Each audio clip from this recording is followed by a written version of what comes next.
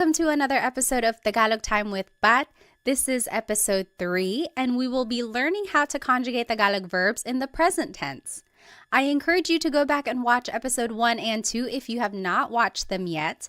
I have planned these episodes to kind of start from scratch. So if you don't know any Tagalog at all, start with episode 1 to learn about just the fundamentals of Tagalog, learning about basic phrases and everything like that. And then episode 2 will focus on how to use po so that you can be respectful when you're speaking to adults or to authority. And then now episode 3, this is more heavy on the grammar side so that we can start speaking more kind of simple sentences which you can use in a conversation.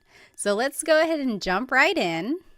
In Tagalog, have you ever wanted to say something like, I am eating, she is sleeping, they are cooking? So basically anything in the present tense. If you've ever wanted to talk about what you are doing in this moment in time, or talk about what someone else is doing right now, this is a good episode to watch so that you can learn how to make these sentences to describe what you are doing currently. And this is our agenda for today. We will start by talking about verb conjugation in general. Then we will learn the Tagalog verb types. Then we will go into Tagalog pronouns so that we can start making simple sentences. And then we will learn the verb conjugation patterns and then practice them in some example questions. And then I will finish it off with a Taglish tip, which I think you will find very useful. So what is verb conjugation? First of all, a verb is an action word. So to run, to play, to jump, any kind of movement or action, that is a verb. And to conjugate means to change into a different form. So when we speak, we are constantly conjugating verbs depending on what we're trying to say. If we are talking about something that happened yesterday, we conjugate the verb in the past tense. If we are talking about what we will be doing tomorrow, we conjugate the verb in the future tense. So to conjugate just means to change into a different form. And I like to take the time to kind of explain what conjugate means because one time in a class, I had a student ask, what does conjugate mean? And here I was just throwing the word around thinking everyone knew what it meant. So I like to just kind of start at the basics and just explain what a verb is and what it means to conjugate it. Now, there are many different types of verb tenses. In English specifically, there's a whole bunch. The most common ones are the present tense, like what you're doing right now, past tense, what you did yesterday or last week, future tense, what you will be doing tomorrow or next month. Then in English, there are also lots of other tenses like the present perfect tense, like I have been to his house before.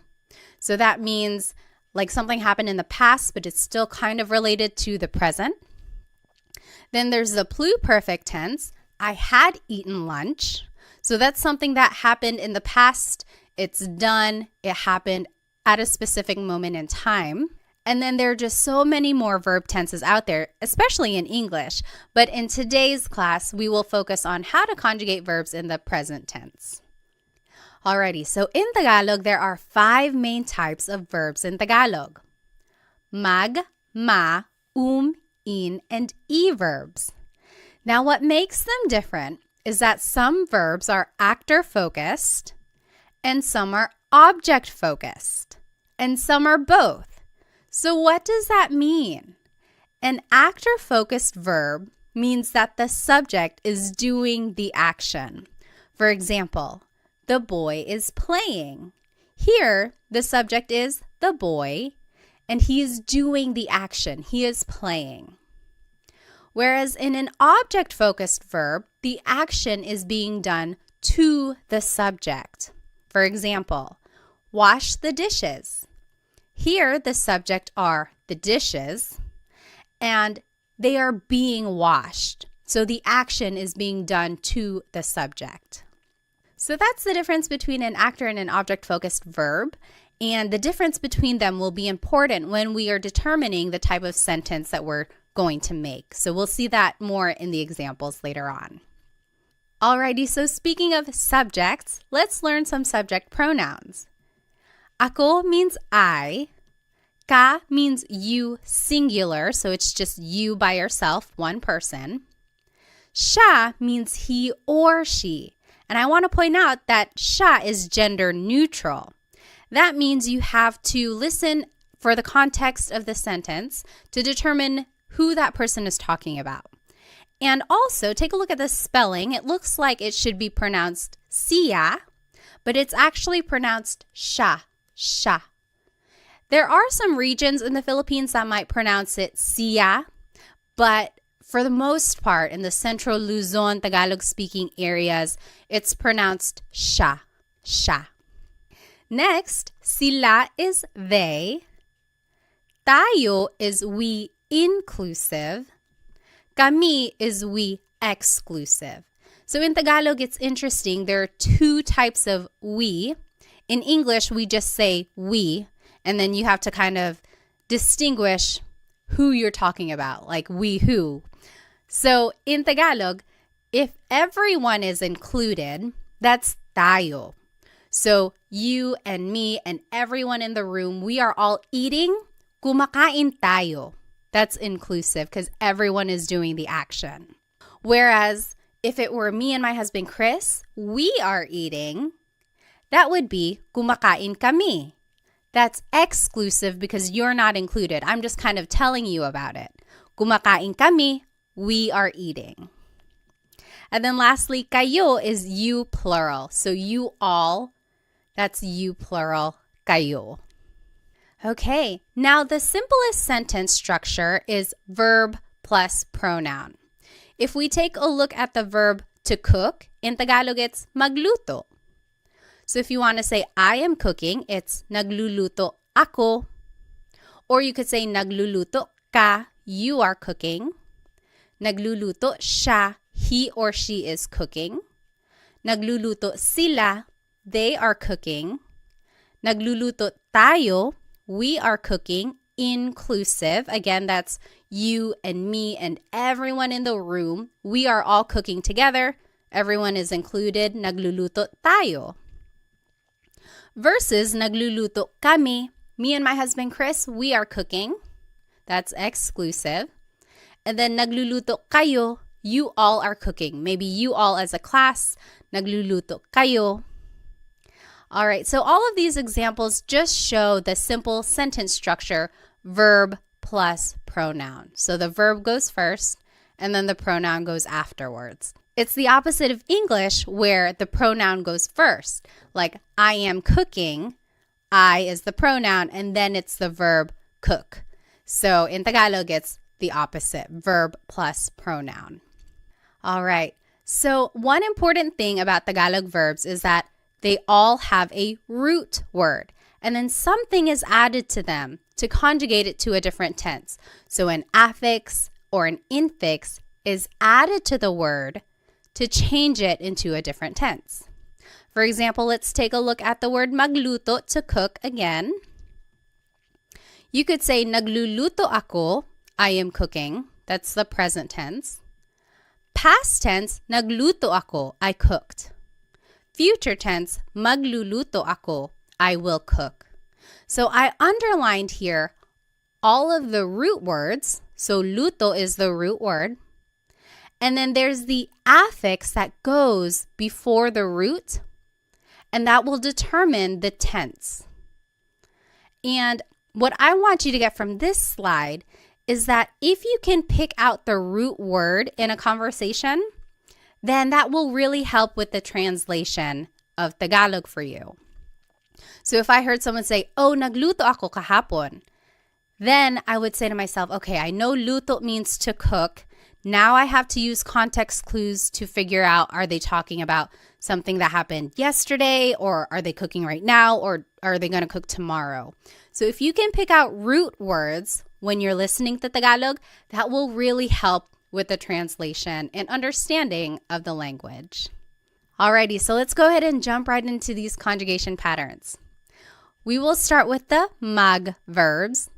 They are usually actor-focused, and they are the most common type of verb in Tagalog. Here are some examples. Maglakad, to walk. Magluto, to cook. Magbasa, to read. Now, in the present tense, if you want to conjugate a mag verb in the present tense, here is the pattern. It's the affix nag, then it's the repeated first syllable, and then it's the root. For example, maglakad becomes naglalakad. Here's the affix nag, then there's a repeated first syllable, and then the root. Naglalakad ako, I am walking. Naglalakad sila, they are walking. Alrighty, let's take a look at magluto, to cook. In the present tense, it becomes nagluluto. Here's the affix nag, then there's the repeated first syllable, and then the root. Nagluluto sila, they are cooking. Nagluluto. Lastly, magbasa, to read. It becomes nagbabasa.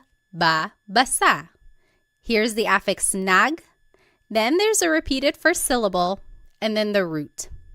Nagbabasa ako, I am reading. So that is how you would conjugate a mag verb in the present tense. Let's take a look at ma verbs. They are very similar in their pattern. These are usually actor-focused, and here are some examples. Maligo, to shower. Matulog, to sleep. Manood, to watch. In the present tense, if you want to conjugate a ma verb, here's the pattern. Now the affix is na, then it's the repeated first syllable and then the root.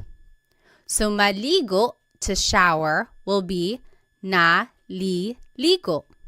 Naliligo ako, I am taking a shower. Naliligo siya, he is taking a shower. You jot it down on your paper. What do you think matulog and manood will be in the present tense? And feel free to pause the video if you need. All right, matulog in the present tense, to sleep, is going to be natutulog. The affix is na, then there's a repeated first syllable, and then the root. Natutulog ako, I am sleeping. Natutulog. Manood, to watch, will be nanonood. Nanonood sila. They are watching. Affix is na, then there's a repeated first syllable, and then the root, nanonood. So mag and ma verbs have a very similar pattern. The only difference is that affix in the beginning. Now let's take a look at verbs. These can be actor or object focused, depending on the context. And here are some examples. Kain is to eat. Takbo is to run. Tawa is to laugh. Now you might be wondering, why are these verbs? Doesn't appear in the word at all. It's because is the infix that goes into the word when you are conjugating it. So in the present tense, to conjugate an verb, the infix goes between the first and second letter, and then it's the root at the end. So for example, kain, to eat, becomes kumakain. Goes between the first and second letter, and then you add the root at the end. Kumakain ako. I am eating. Kumakain ako. Next, takbo means to run. In the present tense, it would be tumatakbo. Tumatakbo siya. He is running. Goes between the first and second letter, and then it's the root at the end. Tumatakbo. You jot it down. What do you think tawa will be in the present tense? And just use the pattern we learned. In the present tense, tawa, to laugh, will be tumatawa. Goes between the first and second letter, and then the root goes at the end. Tumatawa sila. They are laughing. Tumatawa. Alrighty, now let's move on to verbs. These are also object focused. And here are some examples. Gamit means to use. Walis means to sweep. It has a very similar pattern to verbs. The only difference now is that the infix in goes between the first and second letter, and then it's the root. So gamit, to use, in the present tense becomes ginagamit. In goes between the first and second letter, and then it's the root. Ginagamit ko. I am using something. Ginagamit. What do you think walis will be in the present tense? Remember to just use the pattern and plug everything in. Walis in the present tense is winawalis. So in just goes between the first and second letter, and then the root goes at the end. Winawalis ko yung sahig. I am sweeping the floor. Winawalis. Lastly, e-verbs. These are object focused. Some examples are isara, to close, ibigay, to give, itago, to hide. And now the pattern is the infix in goes between the second and third letter, and then it's the root. So isara, to close, becomes isinasara. Isinasara. So in goes between the second and third letter, and then the root goes at the end. Isinasara ko yung pinto. I am closing the door. You jot it down. What do you think ibigay and itago will be in the present tense? In the present tense, ibigay, to give, will be ibinibigay. Ibinibigay. In just goes between the second and third letter, and then it's the root at the end. Ibinibigay. So, ibinibigay ko, I am giving something to someone. Lastly, itago, to hide, in the present tense will be itinatago. Itinatago. The in just goes between the second and third letter, and then the root goes at the end. Itinatago. All right, so those are the conjugation patterns for the 5 different types of verbs in Tagalog. So as you can see, there are some similarities among the patterns. You just kind of have to figure out what type of verb it is and then go from there. So I always get asked, how are verbs categorized? Why are some verbs mag, some are ma, some are some are in, some are e? And I've looked it up, and honestly, I have not found a consistent answer for that question. I think it goes back to baybayin, the ancient Philippine script. And back in the day, all of these verbs were just organized into these categories, and it was passed down throughout the years. And as Tagalog has evolved over time, all of these verbs have just been accepted into these categories. Unfortunately, there is no rhyme or reason that I know of to explain why magluto is a mag verb, whereas matulog is a ma verb. I'm not quite sure why they were organized like that. But my biggest tip is to really listen when a native Tagalog speaker is conjugating these verbs, and then make a note of that so that you can conjugate it that way in the future. So it's just a matter of acquiring more vocabulary and then using the verbs in those ways in the future. Now, if anyone does know the answer to that, like why are verbs organized in these groups, please let me know because I would love to share it. I have not been able to find a consistent answer to explain why they are the way they are. All right, so now let's go ahead and practice. I'm going to go ahead and turn my video off so that I can use the whole screen. All right, so in this top left corner are the verb patterns that we just learned. Under that are the subject pronouns we learned. Ako is I, ka is you, siya is he or she, sila is they, tayo is we, inclusive, kami is we, exclusive, kayo is you, plural. Then here is the simple sentence structure, verb plus pronoun. And then here are some vocabulary terms to indicate present tense. So ngayon means right now. Ngayong araw means today. And here are some examples. So number 1, I am cleaning right now.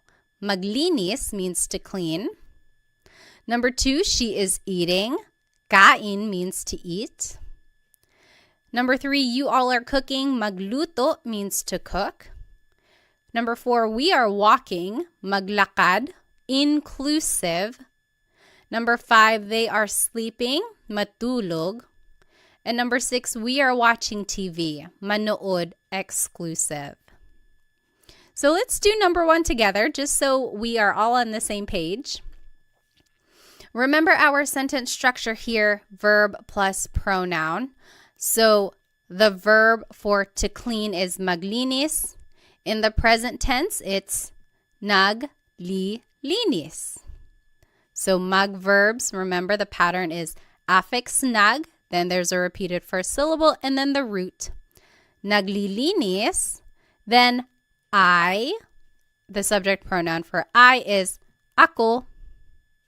And then right now, ngayon. Naglilinis ako ngayon. I am cleaning right now. Naglilinis ako ngayon. You take a minute and do the last 5 questions and then we'll go over it. And feel free to pause the video now if you think you'll need more time. All right, so let's go ahead and do number 2. She is eating. Kumakain siya. Remember, kain is an verb. So the pattern for verbs is the infix goes between the first and second letter, and then it's the root. Kumakain siya. Number 3, you all are cooking. Nagluluto kayo. Nagluluto kayo. Number 4, we are walking. Naglalakad tayo. So remember, inclusive means everyone is doing the action. Tayo is the inclusive form of we. Number 5, they are sleeping. Natutulog sila. Natutulog sila. And lastly, we are watching TV. Exclusive.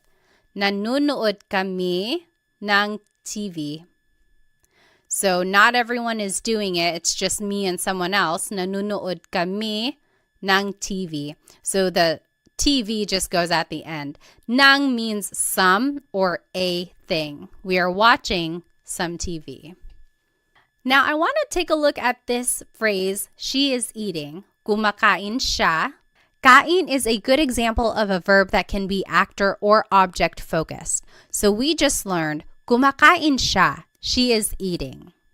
But you could also say, kumakain siya ng kanin. She's eating some rice. Or kumakain siya ng saging. She's eating a banana.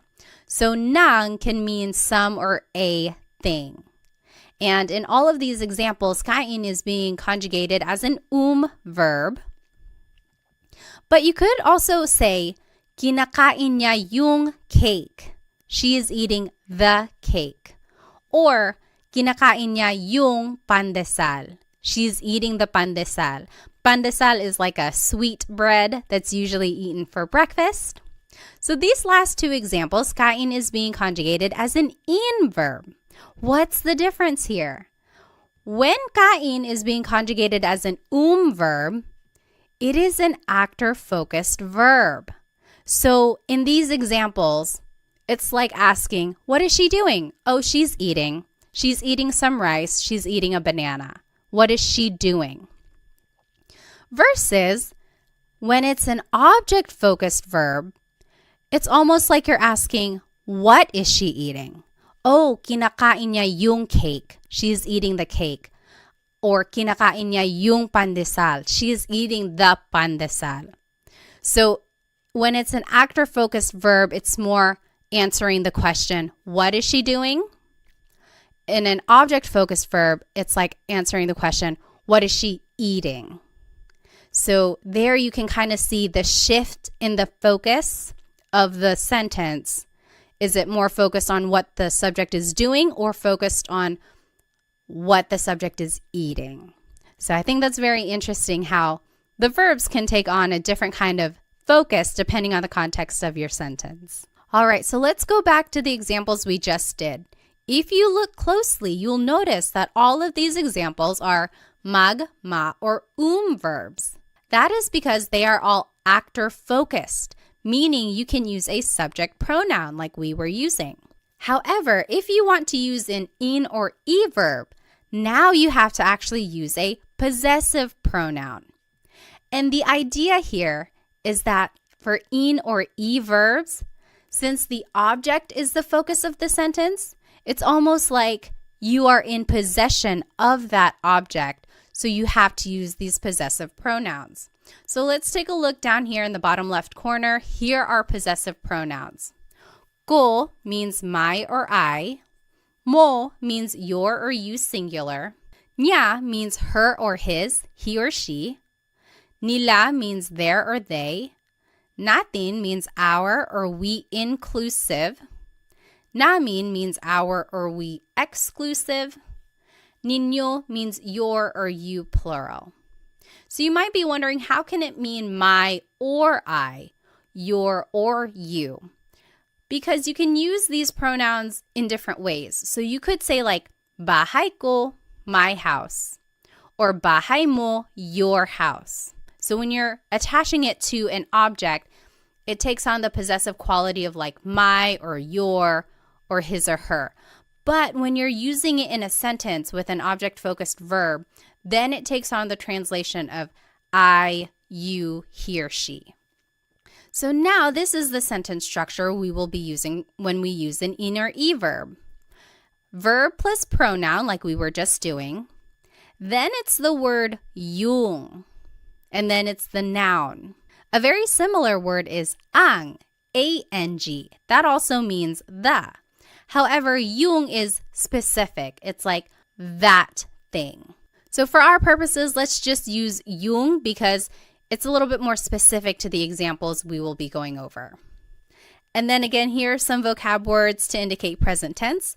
Ngayon means right now. Ngayong araw means today. And here are some examples. I am using the car, and I gave you some vocabulary words. Gamit means to use. Kotse is car. Number 2, he is closing the door.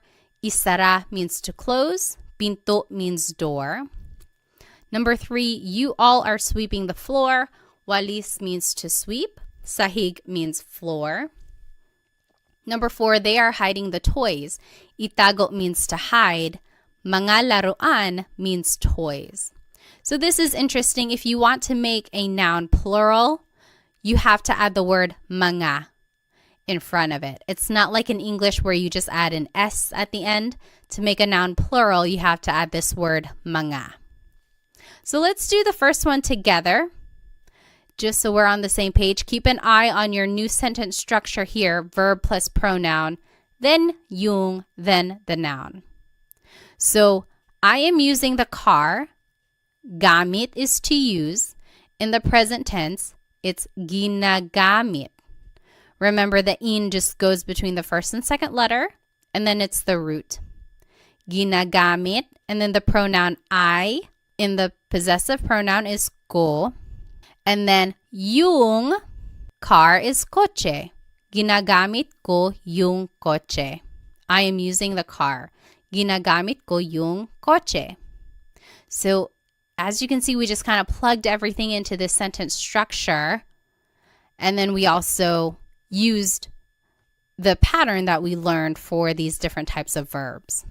So go ahead and take a minute. You do the last 3 examples and then we'll go over it. Feel free to pause the video if you need. All right, let's do number 2. He is closing the door. Isinasara niya yung pinto. Isinasara niya yung pinto. So the pattern for e verbs, the in just goes between the second and third letter, and then it's the root. He, as a possessive pronoun, is niya. Yung pinto, the door. Number 3, you all are sweeping the floor. Winawalis nyo yung sahig. Winawalis nyo yung sahig. And then lastly, they are hiding the toys. Itinatago nila yung mga laruan. Itinatago nila yung mga laruan. So it really is just a matter of plugging everything into the sentence structure and then using the patterns that we learned for these different verbs. And the trickiest part really is trying to remember that for actor-focused verbs like magma and verbs, you can use subject pronouns.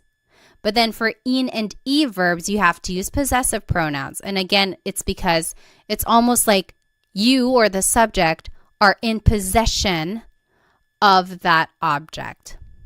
Alrighty, so let's take a look at this verb walis. This is another example of where it can be an actor or object-focused verb.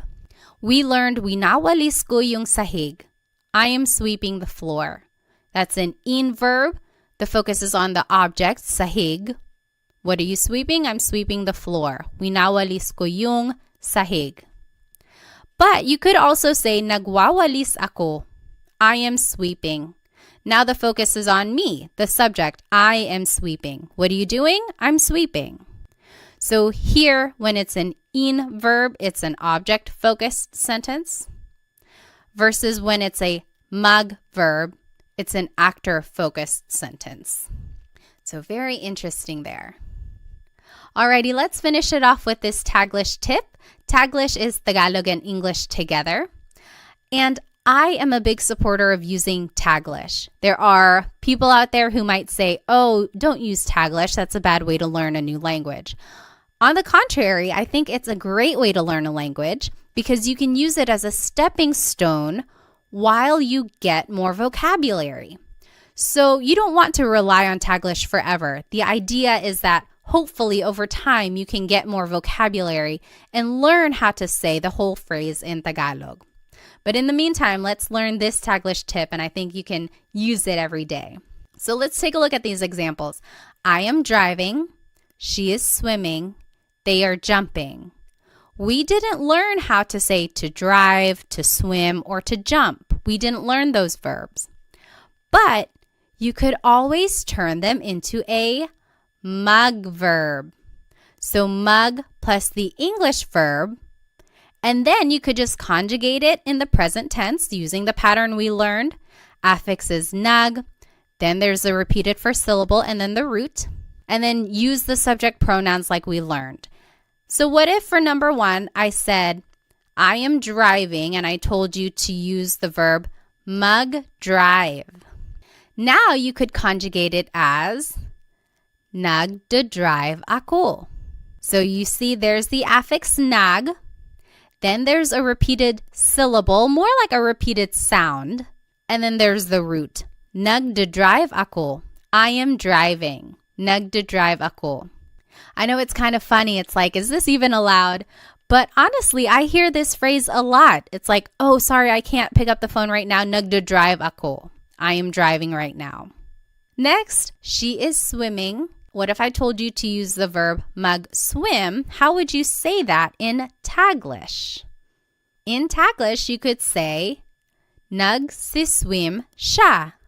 So the affix is nag, then there's the repeated first syllable, and then the root. Nagsiswim siya. Lastly, they are jumping. What if I told you to use the verb mag-jump? How would you write they are jumping in Taglish form?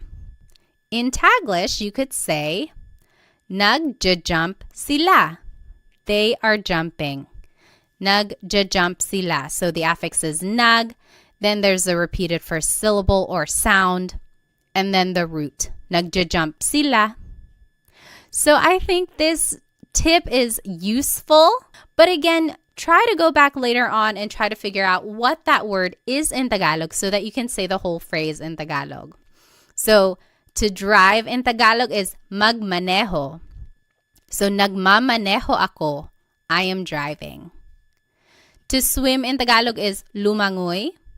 So, lumalangoy siya. She is swimming.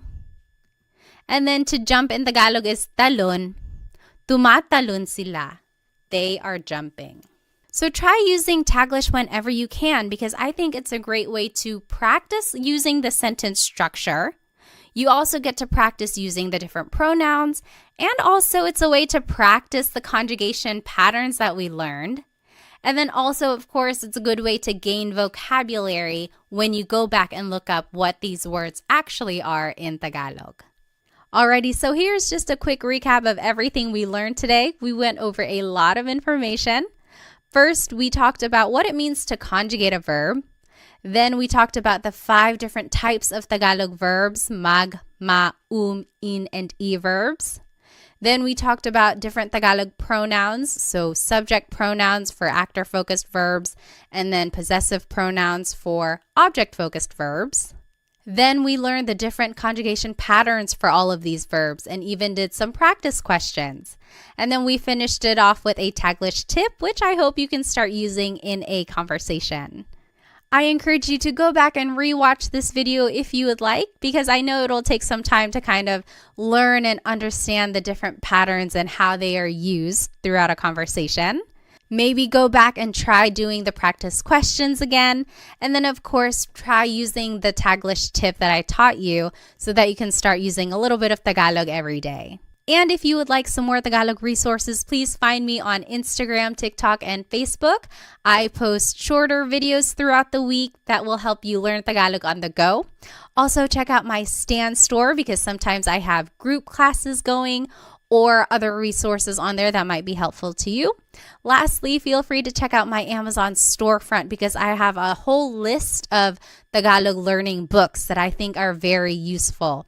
There are some in there that are very comprehensive with some practice quizzes and assessments, and then there are some that are quick and easy reads that will help you learn Tagalog very quickly. So feel free to check out those other resources that I put together for you.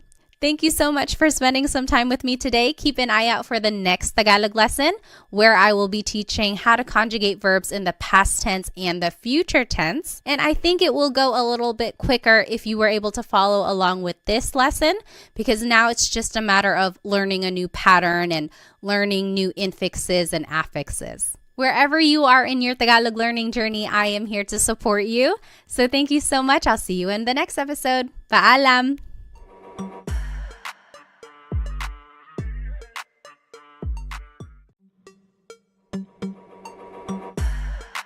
Hello everybody. Welcome to another episode of Tagalog Time with Pat. This is episode 4, and today we're going to be learning how to conjugate verbs in the past and future tense. So this is actually a continuation of episode 3, where we learned how to conjugate verbs in the present tense. So I highly encourage you to go back and watch episode 3, where I go over what it means to even conjugate a verb, just giving an overview of Tagalog verb types and everything like that, and then also some practice and conjugation patterns on how to conjugate verbs in the present tense. So since this is kind of a continuation, I encourage you to go back and watch episode 3 if you have not watched it yet, because we will be building upon those ideas that we have already learned so far. Okay, so in Tagalog, have you ever wanted to say something like, I ate something earlier today, or she slept early? So anything in the past tense. Or have you ever wanted to say something like, they will cook something, or we will use something? So things in the future tense. If you ever wanted to say things about the past or the future, this is the episode for you. So here's the agenda for today's lesson. We will do a quick review of the Tagalog verb types. Then we will talk about Tagalog pronouns so that we can make simple sentences. And then we will review very briefly the present tense conjugation of verbs. Then we'll jump right into the past tense conjugation patterns, and then the future tense conjugation patterns, and then some practice questions throughout as well. And then we'll finish off with a Taglish tip, which I think you will find very useful. Alrighty, so there are 5 main Tagalog verb types in Tagalog: mag, ma, in, and e verbs. And what makes them different is that some are actor-focused, like mag, ma, and and then some of these verbs are object-focused, like in, and e. So you can see that the verbs, some of them can be actor or object-focused, depending on the context of the sentence. And again, in lesson 3, I go over which types of verbs can be actor or object-focused. So that's a really good episode to watch. Okay, so what does it mean to be an actor or an object-focused verb? Well, an actor-focused verb means that the subject is doing the action. For example, the boy is playing. Here, the subject is the boy, and he is doing the action. He is playing. So the focus here is on the subject. Whereas for an object-focused verb, the action is being done to the subject. For example, wash the dishes. Here, the subject is the dishes, and something is being done to them. They are going to be washed. So here the focus is more on the object, which is the dishes, versus when the focus is on a subject like a person or the actor. And then let's just review some subject pronouns. Ako is I. Ka is you singular. Siya is he or she. Again, this is gender neutral. You have to listen to the context of the sentence to figure out who someone is talking about. And again, just to point out the pronunciation, it looks like it should be pronounced siya, but it's usually pronounced siya, siya. Sila is they. Tayo is we inclusive. Kami is we exclusive. We'll go back to that. Kayo is you plural. So you all as a class, kayo. So now let's go back to the two different types of we here. So tayo is all of us together.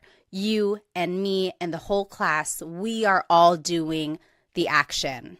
So kumakain tayo. We are all eating. Kumakain tayo. So it's inclusive because everyone is doing the action.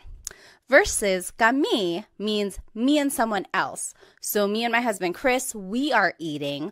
Kumakain kami. We are eating. You're not doing the action. I'm just telling you about it. So maybe you're calling me and I'm like, oh, kumakain kami.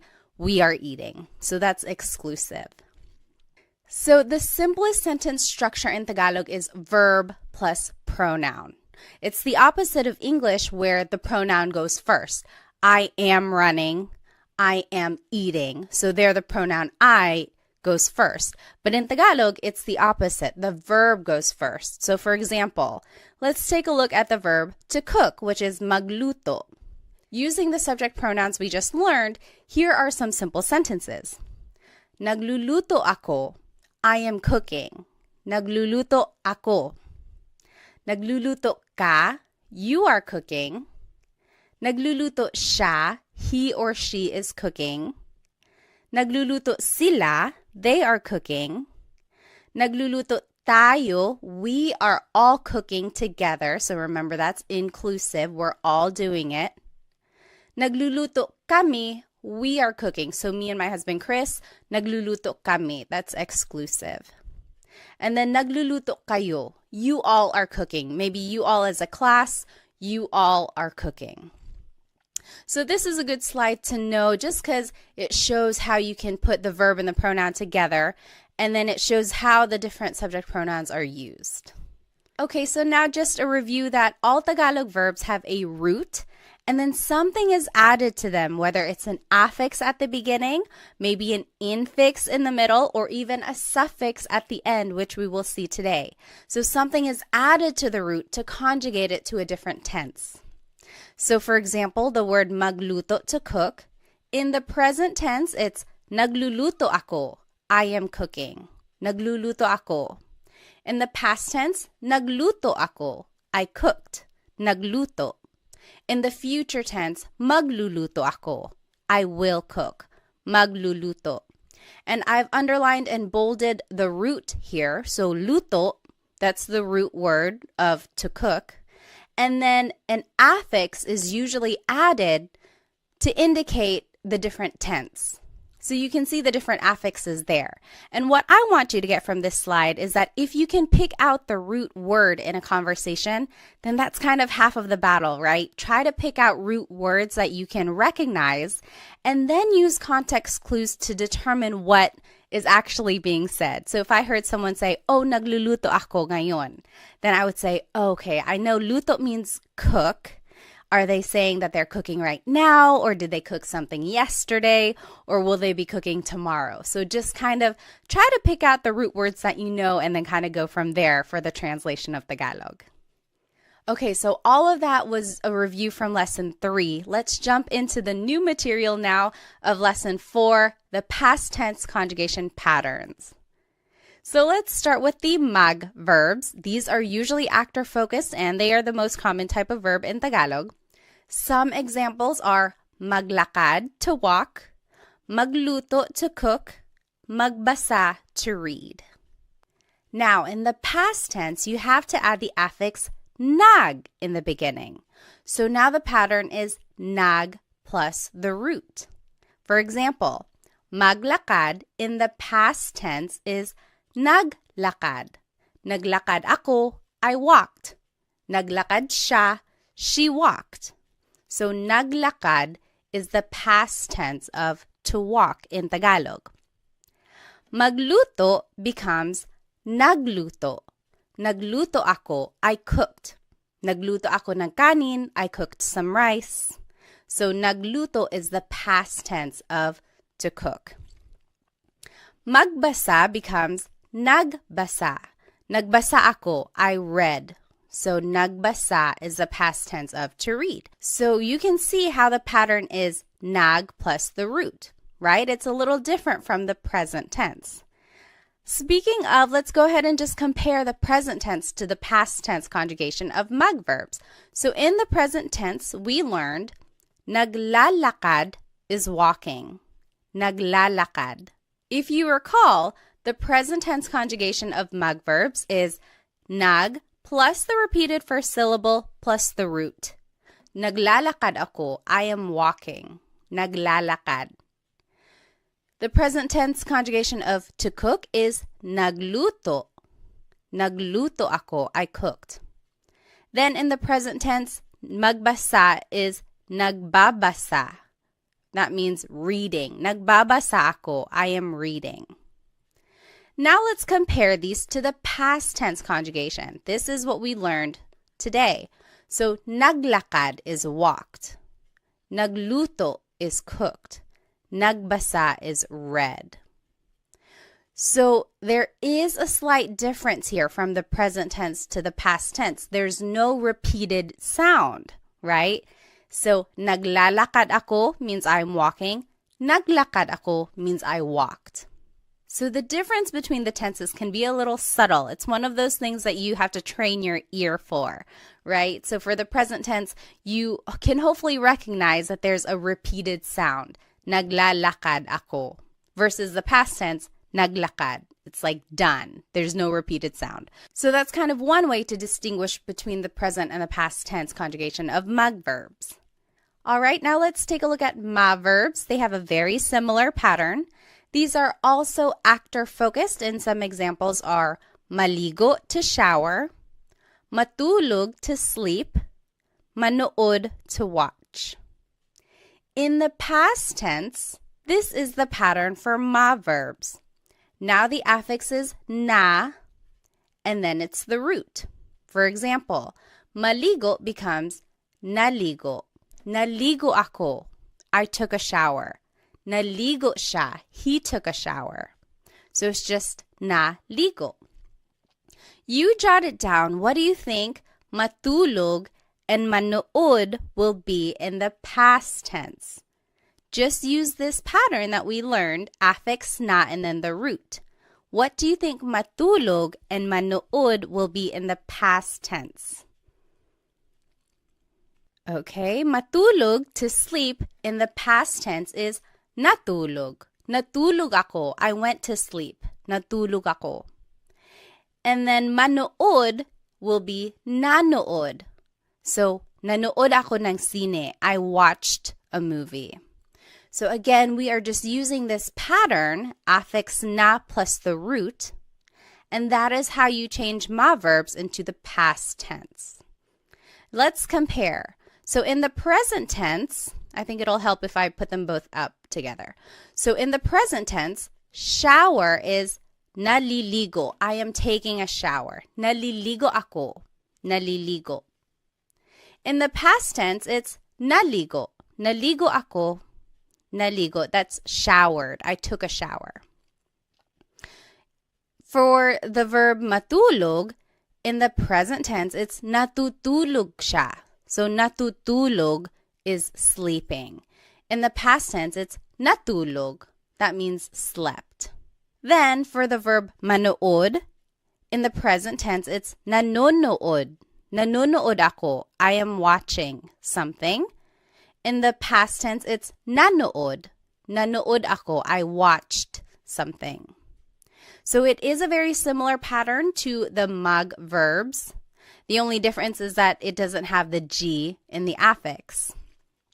But you can see here in the present tense, there is that repeated syllable, whereas in the past tense, there is no repeated syllable. It's just the affix, then the root. All right, so now let's take a look at verbs. These can be actor or object focused depending on the context, and here are some examples. Kain means to eat, takbo means to run, tawa means to laugh. And again, you might be wondering, why are these verbs? There is no in there. Is the infix that is put into the word to conjugate it in the present tense.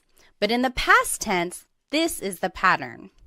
So goes after the first letter when you're using it in the past. For example, kain, to eat, becomes kumain.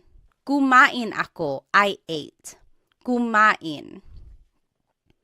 Takbo becomes tumakbo. Tumakbo siya. He ran. Tumakbo. So again, the infix just goes after the first letter. Tumakbo. You give it a try. What do you think tawa, to laugh, will be in the past tense? Just use that pattern that we learned. Tawa in the past tense becomes tumawa. Tumawa sila. They laughed. Tumawa. So again, we are just adding the infix after the first letter. So now let's compare. In the present tense, kain is kumakain. Kumakain ako, I am eating. Kumakain ako. In the past tense, it's kumain. Kumain ako, I ate. Kumain. For the word takbo, in the present tense, it's tumatakbo. That means running. Tumatakbo siya. He is running. In the past tense, it's tumakbo. He ran. Tumakbo. Then for the word tawa, which means to laugh, in the present tense, it's tumatawa. Tumatawa sila. They are laughing. Tumatawa. In the past tense, it's tumawa. Tumawa sila. They laughed. Tumawa. Again, if you need to review the present tense conjugation patterns for verbs, be sure to watch lesson 3 because I go over all of that and there are practice questions as well. All right, so let's take a look at verbs. These are usually object focused, and here are some examples. Gamit means to use. Walis means to sweep. In the past tense, the infix in goes after the first letter. So gamit, to use, in the past tense is ginamit. Ginamit ko, I used something. Ginamit. So you can see in just goes after the first letter. You jot it down. What do you think walis, to sweep, will be in the past tense? Walis in the past tense will be winalis. Winalis ko yung sahig. I swept the floor. Winalis. So let's compare. In the present tense, using is ginagamit. Ginagamit ko. I am using something. Past tense, ginamit. That means I used something. Ginamit ko. In the present tense, to sweep is winawalis. That means sweeping, winawalis. In the past tense, it's winalis. Winalis ko yung sahig. I swept the floor. So it looks like for the most part, when a verb is conjugated in the past tense, the conjugation is usually shorter. There's not a repeated syllable, there's no repeated sound or anything like that. So that's kind of one way to recognize if something is being conjugated in the past. Usually it's a shorter word. All right, so now lastly, let's take a look at verbs. These are usually object focused, and here are some examples. Isara means to close. Ibigay means to give. Itago means to hide. In the past tense, the infix in goes after the second letter for verbs. So let's take a look at the word isara, which means to close. In the past tense, it becomes Isinara. Isinara ko yung pinto. The in goes after the second letter. Isinara. Next, the word ibigay, which means to give, becomes ibinigay. Ibinigay ko yung regalo. I gave the gift. Ibinigay. Alrighty, you give it a try. What do you think itago, to hide, will be in the past tense? Remember to just use this pattern that we learned. Itago in the past tense becomes itinago. The in just goes after the second letter. Itinago ko, I hid something. Itinago. Now let's compare. In the present tense, isara is isinasara, closing, isinasara. In the past tense, it's isinara, closed, isinara. In the present tense, ibigay becomes ibinibigay. Ibinibigay, that means giving. In the past tense, it's ibinigay, gave, ibinigay. Lastly, itago, which means to hide, in the present tense is itinatago. That means hiding, itinatago. In the past tense, it's itinago, hid, itinago. So those are all of the past tense conjugation patterns for the different types of verbs in Tagalog. I will go ahead and turn off my screen so that we can do some practice questions. All right, so up here in the top left corner are the conjugation patterns that we just learned for all of the different types of verbs. Then here are some subject pronouns that we learned. And then the sentence structure is verb plus pronoun, and then the time goes at the end. And then here are some vocabulary terms to indicate past tense. So kahapon is yesterday, kahapon. Kanina is earlier, kanina. Nung isang araw means the other day, nung isang araw. Nung isang linggo is the other week or last week. Nung isang buwan means the other month or last month. Nung isang taon means the other year or last year. Okay, now let's take a look at these examples here. So he watched a movie yesterday, and I gave you a hint. To watch is manood. So if we were going to do this together, let's review here that the sentence structure is verb plus pronoun plus time. So the verb here is manood. In the past tense, ma verbs, the pattern is affix na and then the root. So it becomes nanood. Then it's the pronoun siya, he. Nang sine, a movie, kahapon, yesterday. So in our sentence structure, I didn't point out where an object would go. It would go before the time. So nanood siya ng sine kahapon. He watched a movie yesterday. Nanood siya ng sine kahapon. Now you give it a try. You answer 2 through 5. You can pause the video now if you need more time, and then we will go over it. Alrighty, we'll go ahead and go over the answers. So she ran earlier. Remember, the sentence structure is verb plus pronoun plus time. So it would be tumakbo siya kanina. She ran earlier. Tumakbo siya kanina. Number 3, you all cleaned the other day. Maglinis means to clean. Naglinis kayo nung isang araw. Naglinis kayo nung isang araw. You all cleaned the other day. Number 4, we ate some adobo. Kain is to eat. And I wanted you to use the inclusive we, so everyone is eating. Or everyone ate, sorry. Kumain tayo ng adobo. We all ate some adobo. Kumain tayo ng adobo. And then number 5, they walked the other month. Maglakad means to walk. That would be naglakad sila nung isang buwan. They walked the other month. Naglakad sila nung isang buwan. Now, if you noticed, all of these examples are asking about mag, ma, and verbs. Because they are actor-focused, we can use subject pronouns.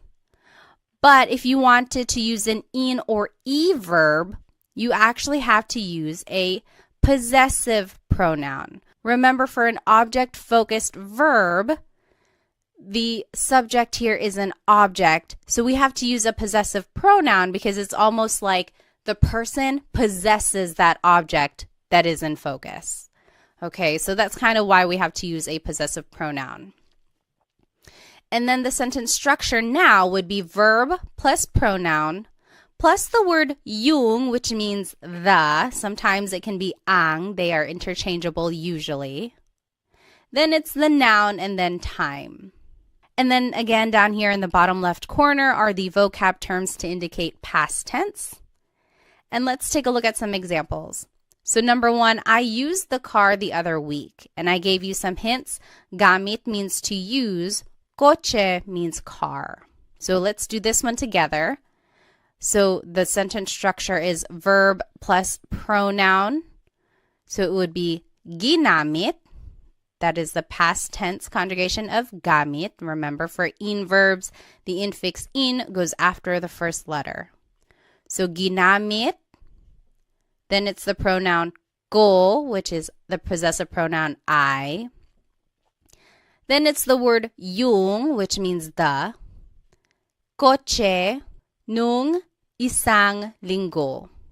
So, ginamit ko yung coche nung isang linggo. I used the car the other week. Go ahead and try 2, 3, and 4. You can pause the video now if you need more time. And remember to just plug in all of the words into this sentence structure. Remember to use the patterns that we learned, and also remember to use possessive pronouns because we are using an object-focused verb now. Okay, go ahead and do these examples and we'll go over it in just a bit. All right, let's go ahead and start with number 2. He closed the door earlier. Isara means to close. Pinto means door. This would be, isinara niya yung pinto kanina. Isinara niya yung pinto kanina. He closed the door earlier. So again, remember for e verbs, the in just goes after the second letter. Then it's the pronoun niya, which is he or she in the possessive pronouns. Then it's the word yung, which means the. Then it's the noun pinto, which means door. Earlier is kanina. So we are just plugging all of the words into the sentence structure and then using the conjugation patterns that we learned. Okay, number 3, you all swept the floor yesterday. Walis means to sweep, sahig means floor. Winalis ninyo yung sahig kahapon. Winalis ninyo yung sahig kahapon. You all swept the floor yesterday. And lastly, they hid the toys the other month. Itago means to hide. Mga laruan means toys. And to make a noun plural, you have to add this word mga. So mga laruan means toys. It's not like in English where we can just add an S. You actually have to add this word mga. In Tagalog, this would be, itinago nila yung mga laruan nung isang buwan. Itinago nila yung mga laruan nung isang buwan. They hid the toys the other month. All right, so these are just some examples of how to use the past tense conjugation patterns that we learned and how you can plug in all the vocabulary that you learned into this simple sentence structure. Alrighty, now let's go ahead and jump right into the future tense conjugation patterns of these verbs. Let's start with mag verbs. Again, our mag verbs are maglakad to walk, magluto to cook, magbasa to read. Now in the future tense, this is the pattern. Now it's the affix mag, then there's a repeated first syllable, and then the root. So in the future tense, if you wanted to say will walk, maglakad becomes maglalakad. So it's the affix mag, then there's a repeated first syllable, and then it's the root, lakad. So maglalakad ako, I will walk. Maglalakad. Magluto, to cook, in the future tense will be magluluto. Again, the affix is mag, then there's the repeated first syllable, and then the root. Magluluto sila, they will cook. Lastly, magbasa, to read, becomes magbabasa. Magbabasa ako, I will read. So let's compare all of these tenses together. And let's just take a look at the highlighted ones. So in the present tense, to walk, it is naglalakad. That means walking, naglalakad. In the past tense, to walk is naglakad, walked, naglakad. In the future tense, it's maglalakad, maglalakad. That is will walk.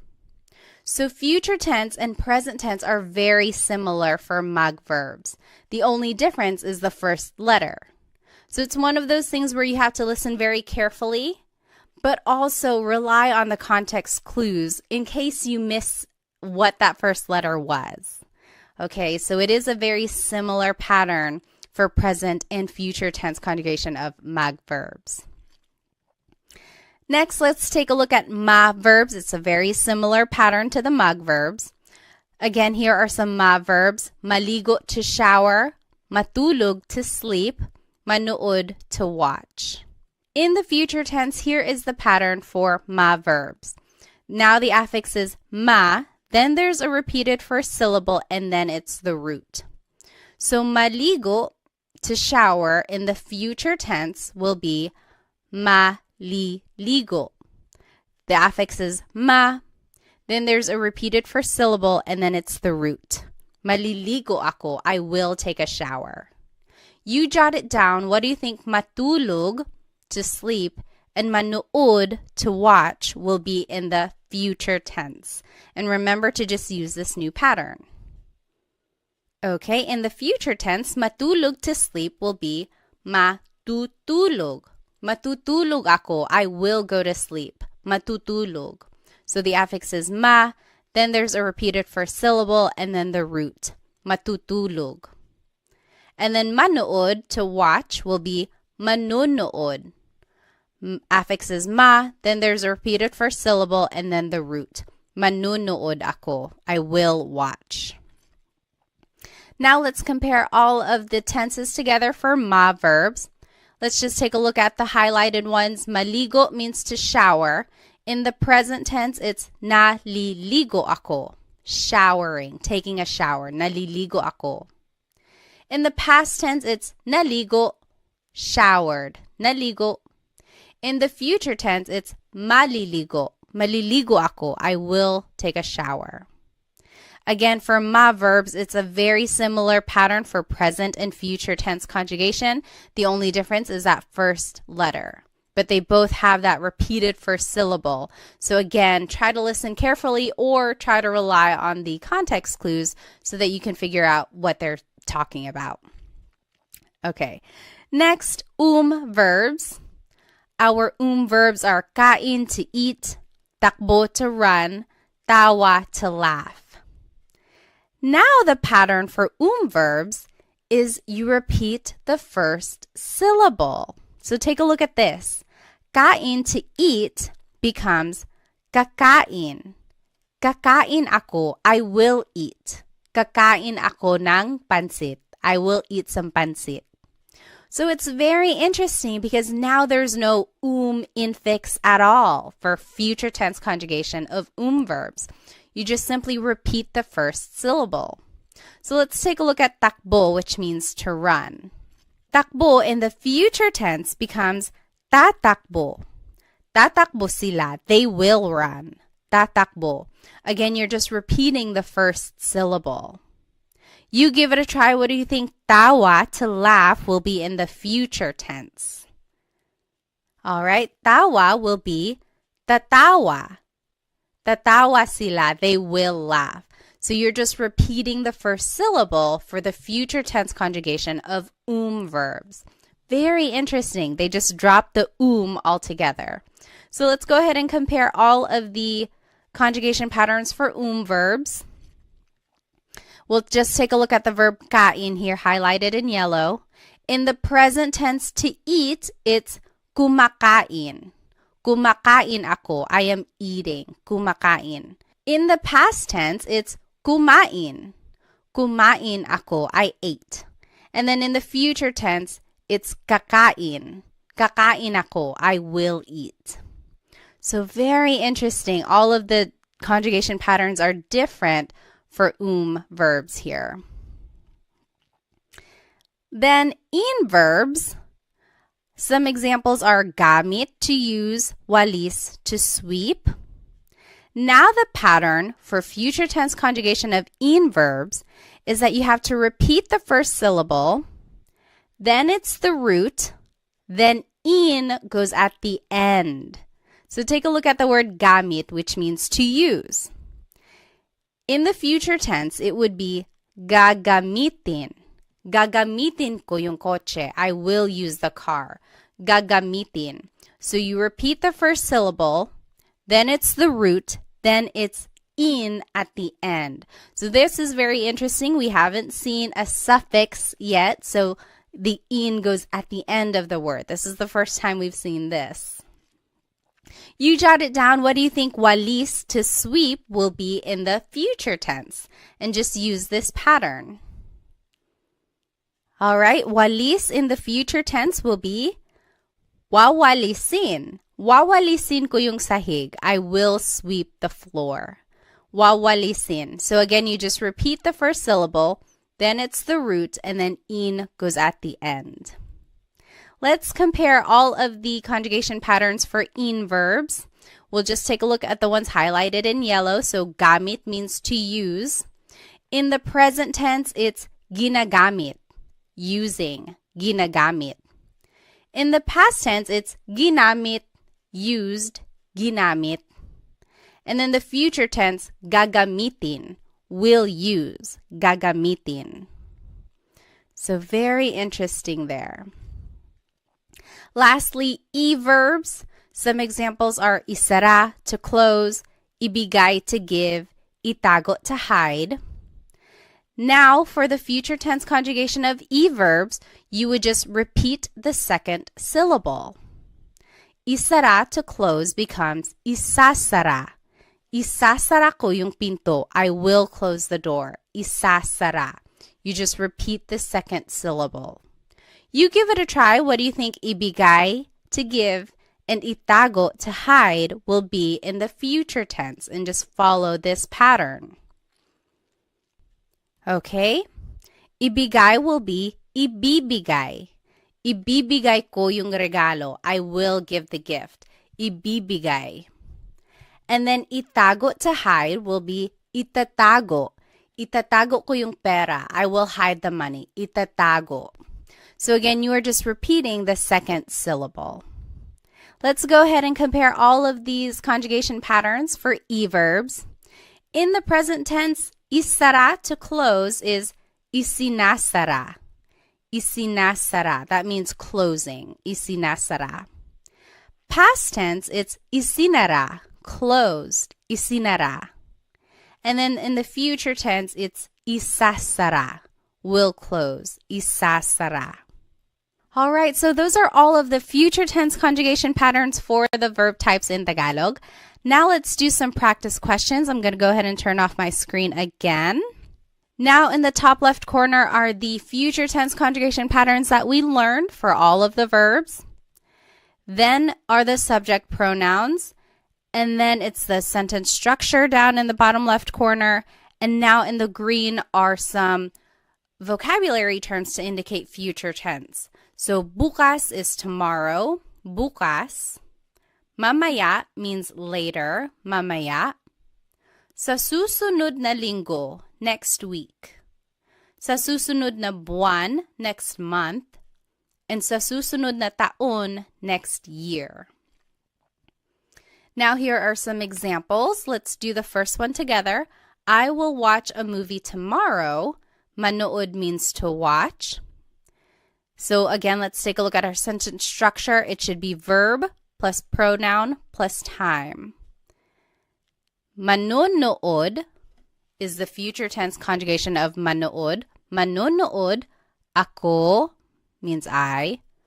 Ng sine bukas means tomorrow. Manunood ako ng sine bukas. I will watch a movie tomorrow. Again, if you're going to add an object, it would just go right before time. So you give it a try. You can pause the video now if you need. You do numbers 2 through 5 and we'll go over them in just a bit. All right, let's start with number 2. They will run later. Takbo means to run. Tatakbo sila mamaya. Tatakbo sila mamaya. Number 3, we exclusive will clean next week. Maglinis means to clean. Maglilinis kami sa susunod na linggo. Maglilinis kami sa susunod na linggo. We will clean next week. Number 4, you singular will eat pansit later. Kain means to eat. Kakain ka ng pansit mamaya. Kakain ka ng pansit mamaya. And then lastly, she will walk next month. Maglakad. Maglalakad siya sa susunod na buwan. Maglalakad siya sa susunod na buwan. All right. Again, these examples focus on the mag, ma, and verbs. Since they are actor-focused, we can use subject pronouns.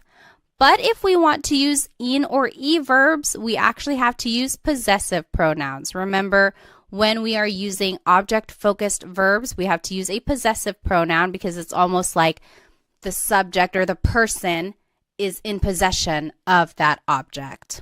And the sentence structure is verb plus pronoun plus the word yung, which means the. Then it's the noun, then it's time. And again, the box in green has the vocabulary terms to indicate future tense. And now let's do these examples. Let's start with number 1. We exclusive will use the car later. Gamit means to use. Coche means car. So let's take a look at the sentence structure. The verb should come first. So the future tense conjugation of gamit, let's take a look at in verbs. Repeat the first syllable, then it's the root, then you add in at the end. So it would be gagamitin. Gagamitin, then it's we exclusive, namin, yung kotse mamaya. Gagamitin namin yung kotse mamaya. You give it a try. You can pause the video now. You try 2, 3, and 4. Just plug in the vocabulary into the sentence structure and then use the conjugation patterns for in and e verbs. Go ahead and do that and we'll check it in just a bit. Alrighty, let's go ahead and do number 2. He will close the store next week. Isara means to close. Tindahan means store. Isasara niya yung tindahan sa susunod na taon. Isasara niya yung tindahan sa susunod na taon. He will close the store next week. Number 3, you all will sweep the floor tomorrow. Walis means to sweep. Sahig means floor. Wawalisin ninyo yung sahig bukas. Wawalisin ninyo yung sahig bukas. You all will sweep the floor tomorrow. And lastly, number 4, they will hide the toys next month. Itago means to hide. Mga laruan means toys. Itatago nila yung mga laruan sa susunod na buwan. Itatago nila yung mga laruan sa susunod na buwan. So these are just some examples on how to use the future tense conjugation of these verbs. And it gives a good practice on how to use this sentence structure where the verb comes first, then it's the pronoun, and then sometimes an object, and then the time goes at the end. So hopefully you can recognize this pattern when you hear native Tagalog speakers speaking Tagalog. Now I want to finish off our lesson with a quick Taglish tip. And Taglish is Tagalog and English put together. I am a big supporter of using Taglish. I think it's a great stepping stone for learning new vocabulary, especially while you are learning a new language. It's not very attainable to try and speak a language fluently right away, and no one is making you do that, okay? So take your time, try to use as much Tagalog as you can, even if that means having to use Taglish or Tagalog and English put together in a sentence. So let's take a look at these examples. I drove yesterday. She will swim later. They jumped earlier. We didn't learn these verbs. We didn't learn to drive. We also didn't learn to swim or to jump. But you can always turn them into a mug verb. So that means mug plus the English verb. Then conjugate it like you would in the past or the future as a mug verb. And then you can use subject pronouns in your sentence. So let's take a look at number 1, I drove yesterday. What if I told you to use mug drive? Now conjugate it in the past tense because it's drove. I drove yesterday. It would be nag-drive. Nag-drive ako kahapon. I drove yesterday. Nag-drive ako kahapon. So see, we are just using the pattern that we've already learned and using this mug plus an English verb. So go ahead and try number 2 and 3. You can use mug swim and mug jump. And then we'll go over it in just a second. Alrighty, for number 2, she will swim later. If I told you to use mug swim, it would be magsiswim siya mamaya. Magsiswim siya mamaya. So again, for the future tense conjugation of a mug verb, it's mug plus the repeated first syllable plus the root. Magsiswim siya mamaya. She will swim later. Lastly, they jumped earlier. If I told you to use mug jump, it would be nagjump sila kanina. The affix is nag, then it's the root for a past tense conjugation of mug verbs. So nagjump sila kanina. So that is just a quick way to use Taglish, but I do encourage you to go back and look up these words in Tagalog so that you can say the whole phrase in Tagalog eventually. For example, to drive in Tagalog is magmaneho. So this would actually be nagmaneho ako kahapon. I drove yesterday. Nagmaneho ako kahapon. To swim is langoy. So this would be lalangoy siya mamaya. Langoy is an verb. So lalangoy siya mamaya. And then lastly, talon. Talon means to jump. So tumalon sila kanina. It's also an verb. So those are just some ways to use Taglish in a conversation. Now, you don't want to rely on Taglish forever. The goal is to hopefully get fluent in Tagalog. So look up words that you don't know so that you can say the whole phrase in Tagalog eventually. Alrighty, well, we learned so much in today's lesson. Here's just a quick recap. We reviewed the different types of Tagalog verbs and the pronouns that we can use in a simple sentence. Then we reviewed the present tense conjugation of these verbs and then jumped right into the past and future tense patterns. Then we did some practice questions and then finished off with a Taglish tip, which I hope you can start using in your everyday conversations. Again, I strongly encourage you to watch lessons 3 and 4 together because they build on each other. Be sure to take detailed notes so that you can keep all of these conjugation patterns straight. Hopefully, this will help you recognize some of these patterns and recognize the tenses and definitely root words now that you know some vocabulary when you're listening to Tagalog speakers. If you would like some more Tagalog resources, please follow me on Instagram, TikTok, and Facebook, where I post shorter videos throughout the week that will help you learn Tagalog on the go. I also have an Instagram subscription if you would like extended videos and also a monthly newsletter where I recap all of my Tagalog lessons that I post on Instagram. I also have a Stan store where I have some products and then sometimes some group classes if they are available. You might want to check that out. And lastly, feel free to check out my Amazon storefront where I have links to some fun products about the Filipino culture, which I think you might enjoy. Well, thank you again for spending some time with me. I hope to see you in the next Tagalog Time episode. Paalam!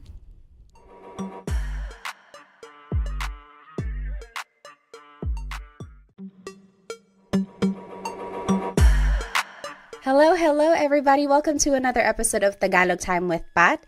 This is episode 5, and we will be learning how to use possessive pronouns with nouns. In Tagalog, have you ever wanted to say something like, my friend is funny, her dog is brown, or that's Sam and Mary's house, or that's mine? Basically, anything that shows possession or a way to express ownership, that is what we are going to be learning today.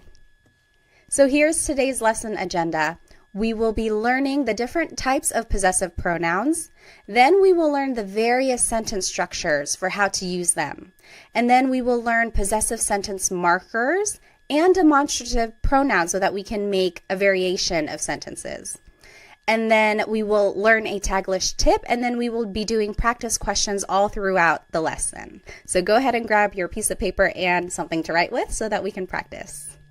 All right, so what is a possessive pronoun? Well, it's a part of speech that is used to describe ownership or possession of a noun.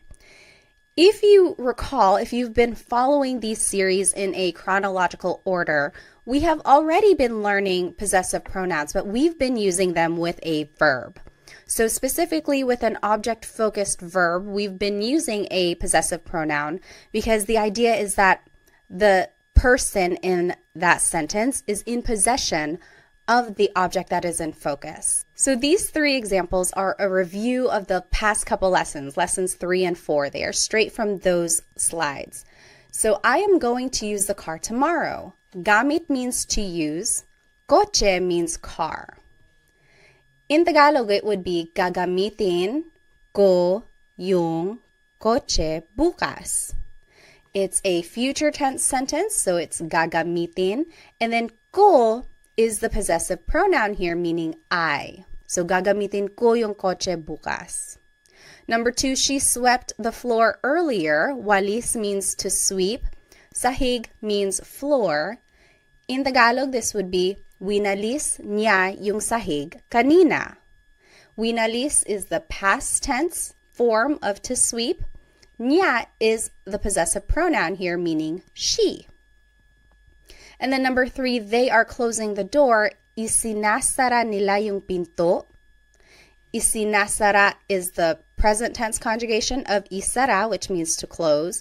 Nila means they. So here are the possessive pronouns we already know. We've been using them with a verb, but today we will learn how to use them with a noun. All right, so a possessive pronoun sometimes can be called a possessive adjective or a personal pronoun. And an adjective is something that describes a noun. So if you were to say my house, you are kind of describing it. You're describing whose it is. It's mine, right? It's my house. So it kind of makes sense that sometimes it's called a possessive adjective. And then same with personal pronoun. A pronoun means it's something that is replacing the noun. So if I were to say I am sweeping, ko is that pronoun since it's meaning I. Okay, so these are the different names for possessive pronoun depending on what type of resource you're using. Now let's review the possessive pronouns that we've already learned. Ko means I or my. Mo is you or your singular. Niya, he or she, his or her. Again, this is gender neutral. Nila, they or their. Natin, we or our inclusive. Namin, we or our exclusive. Ninyo is you or your plural. So that's you all as a class. And we will take a look at the difference between this inclusive and exclusive meaning here. So let's take a look at the noun house. In Tagalog, house is bahay.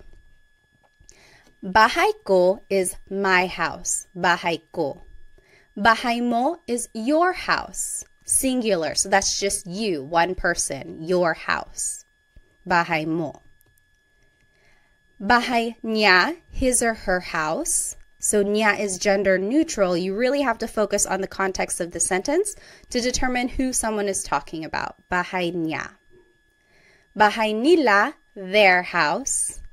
Bahay natin, our house inclusive. So if you and me and the whole class, we all lived in the same house, we could say bahay natin. Everyone is included there. Versus bahay namin means our house exclusive. So me and my husband Chris, we have our own house. That's bahay namin. You're not included. I'm just telling you about it. So bahay namin. And then bahay ninyo, your house, plural. So you all as a class, you all have a house. That's bahay ninyo, your house. So I want to point out the word order here is object plus the pronoun. Bahay ko. This is different from English because we would say my house. The pronoun goes first, my house, and then it's the object. So in Tagalog, it's the opposite. The object goes first, and then it's the pronoun. And this is an important note. These types of possessive pronouns never go at the beginning of the sentence in Tagalog. They go after the object. So you would never start your sentence with ko or mo or niya. It just doesn't work like that. All right, so let's do some examples. I'm going to go ahead and turn off my screen here. Now, in order to use these possessive pronouns in a sentence, we have to have a noun and an adjective. So we will learn some of these nouns and adjectives here. In this top left corner are the possessive pronouns we just learned. Now here are some nouns. So aso is dog, pusa is cat, coche is car, bahay is house, pagkain, food, mga damit, clothes, buhok, hair, ulo, head, mga kamay, hands. So again, that's how you make something plural. You have to add the word mga before it. Mga kamay means hands. Now here are some words for people that you might know. Tatay, father, nanay, mother, kapatid, brother or sister. So that's gender neutral. Kapatid is a brother or a sister. Mga anak, children. Kaibigan, friend. And now here are some adjectives. So here are different colors. Mga kulay. Pula is red. Kahel, orange. Dilaw, yellow. Verde, green. Azul, blue. Lila, purple. Puti, white. Itim, black. Abo, gray. Rosas, pink. Ginto, gold. Kayumangi, brown. And some more adjectives. Masakit, hurts. Sira, broken. Nawawala, missing. Masaya, happy. Bago, new. Malayo, far away. Masarap, delicious. Malamig, cold. And lastly, let's finish off with some more adjectives. Matangkad, tall. Maliit, little. Malaki, big. Mahaba, long. Maikli, short, thing. Nakakatawa, funny. Maganda, beautiful. Guapo, handsome. All right, so that's a lot of vocabulary right there, which is great because then we can make a variety of sentences. Now here is the sentence structure for using these possessive pronouns. So first comes the adjective, then it's the word ang, which means is or are, then it's the object, and then it's the pronoun. So let's take a look at some examples. Number 1, your, plural, food is delicious. Let's do this one together. So the adjective comes first. Take a look at the sentence structure. Adjective comes first, so it would be masarap. It's right over here in this pink box. Masarap means delicious. Then it's the word ang. Then it's the object, food, which is here in the noun section, food, pagkain. And then it's the pronoun, ninyo, plural. Your food is delicious. Masarap ang pagkain ninyo. So do you see how we just plugged everything into the sentence structure here? It's a matter of knowing these vocabulary terms and then just putting it into the sentence structure. This is a good phrase to know if you're visiting like a Filipino restaurant, or if you are visiting a family member, like someone who's older than you, and you want to be respectful after they fed you. You could say, "Masarap ang pagkain ninyo." Your food is delicious. All right, so go ahead and take a minute and do the rest of these examples, and then we will go over it in just a bit. All right, so let's start with number 2. My head hurts. It would be, masakit ang ulo ko. Masakit ang ulo ko. My head hurts. Number 3, his brother is funny. Nakakatawa ang kapatid niya. Nakakatawa ang kapatid niya. So kapatid is one of those words that's gender neutral. If you wanted to be specific and say brother, like this sentence is perfectly fine, but you could go further and say, nakakatawa ang kapatid na lalaki niya. Or nakakatawa ang kapatid niya na lalaki. So, but usually you can just say nakakatawa ang kapatid niya. Number 4, their car is broken. Sira ang kotse nila. Sira ang kotse nila. Number 5, our exclusive house is far away. Malayo ang bahay namin. Malayo ang bahay namin. Number 6, your singular hands are cold. Malamig ang mga kamay mo. Malamig ang mga kamay mo. And lastly, number 7, our inclusive cat is black and white. Itim at puti ang pusa natin. And that is how you say and. It's just the word at, A-T. Itim at puti ang pusa natin. All right, so here is a quick Taglish tip. Taglish is Tagalog and English put together. I am a big supporter of using English in Tagalog if you are still learning new vocabulary. So here is one way you can use it. So here is the sentence structure we just learned. If you don't know an adjective or an object in Tagalog, just say that word in English. For example, his cousin is beautiful, or my child is heavy. We didn't learn the word for cousin, we didn't learn the word for heavy. So you can just say them in English. Maganda ang cousin niya. His cousin is beautiful. Maganda ang cousin niya. Or heavy ang anak ko. My child is heavy. Heavy ang anak ko. So that works. That's perfectly fine. But the idea is to go back and look up what those words are later so that eventually you can say the whole thing in Tagalog. Maganda ang pinsan niya. So pinsan is cousin. And this is gender neutral as well. Maganda ang pinsan niya. Or mabigat ang anak ko. Mabigat means heavy. So if you don't know a word in Tagalog, don't be discouraged. I do want you to try and use Tagalog as much as you can, even if that means having to sneak in some English here and there. And then hopefully someone will just correct you and say, oh, cousin in Tagalog is pinsan. So then you can just start saying pinsan in your sentences. All right, so here are the examples we just did, and I want to take a closer look at number 1. Your food is delicious.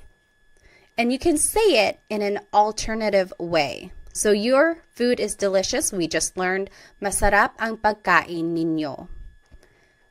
Adjective comes first, then it's the object, then it's the possessive pronoun. That's the sentence structure we just learned. However, you could switch it up and say, ang pagkain ninyo ay masarap. That also means your food is delicious. Ang pagkain ninyo ay masarap. Now the object is at the beginning. Then it's the possessive pronoun, then it's the adjective. So there is kind of a change in the grammar structure here. And now you are using this word ay, which is a sentence connector, which means is. So ang in this phrase means is, but then when you're switching it up, I is the connector here. Not a lot of people use this second form. It's more formal, it's more casual to just say, masarap ang pagkain ninyo. But this is not wrong. Ang pagkain ninyo ay masarap. That is perfectly correct. It's grammatically correct. It's just not very colloquial. It's not what's used in common conversation every day. Okay, so that's just a note on how you can say or hear things if you happen to hear it this way. All right, and then I just want to point out that all of these phrases could be turned into that alternative phrase. So, masakit ang ulo ko could turn into ang ulo ko ay masakit. That also means my head hurts. It's kind of more poetic. It's like not a lot of people say it that way. Ang ulo ko ay masakit. It's just very literal. So it's more common for someone to say masakit ang ulo ko. But you could hear it as ang ulo ko ay masakit. That's right. It's correct. And then nakakatawa ang kapatid niya. That could be said as ang kapatid niya ay nakakatawa. So again, you're just switching up the word order here, but it means the same thing. All right, so now let's learn some demonstrative pronouns. It started to rain over here. I wonder if you can hear it. So what is a demonstrative pronoun? Sometimes they're called demonstrative adjectives, again, because it's describing a noun. Well, it's a part of speech that helps identify someone or something. So here are some examples. Ito means this or these. Yan means that or those. So I'm saying yan, but it's technically iyan, but it's more common to just hear someone say yan. So here's the sentence structure for how demonstrative pronouns can be used. Ito or iyan goes first. It's taking the place of the adjective. Then it's the word ang, then it's the object, then it's the pronoun. So the last part of this sentence structure is the same as what we've just learned. So here's how it's used. This is my house would be ito ang bahay ko. Ito ang bahay ko. This is my house.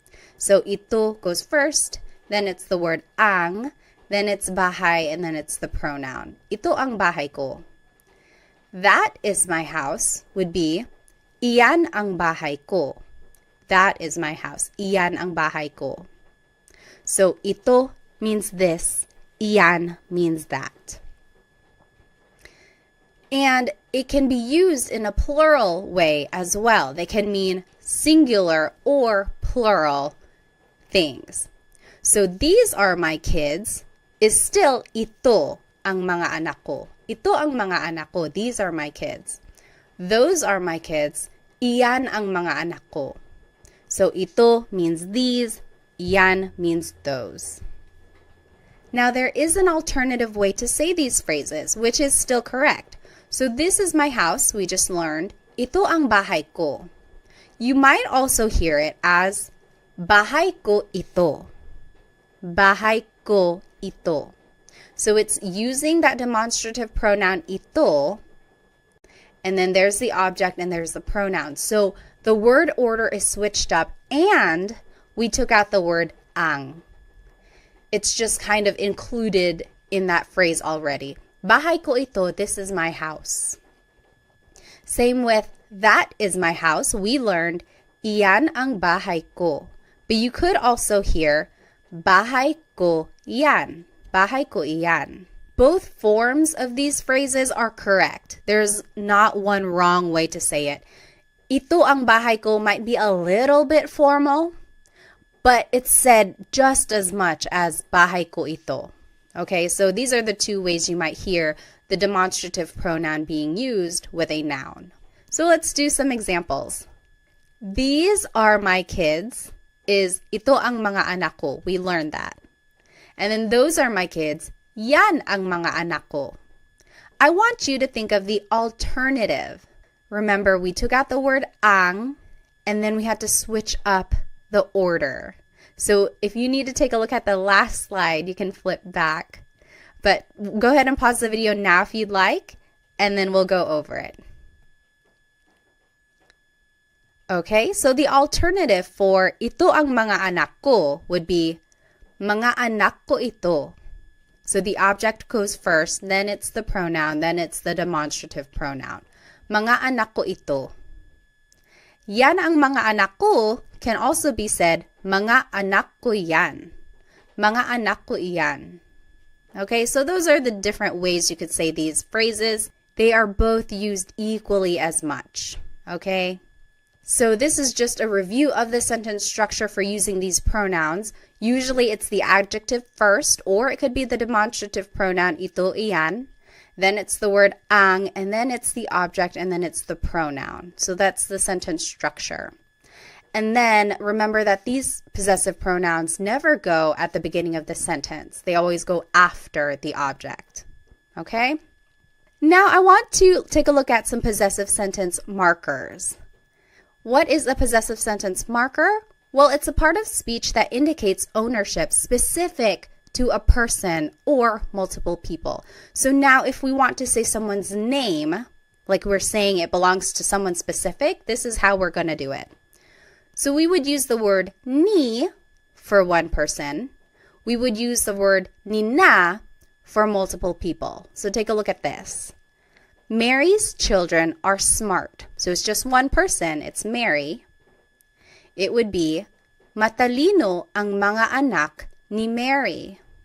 So this is the same sentence structure. It's the adjective, then it's the word ang, then it's the object. And instead of a pronoun, now we're adding someone's name.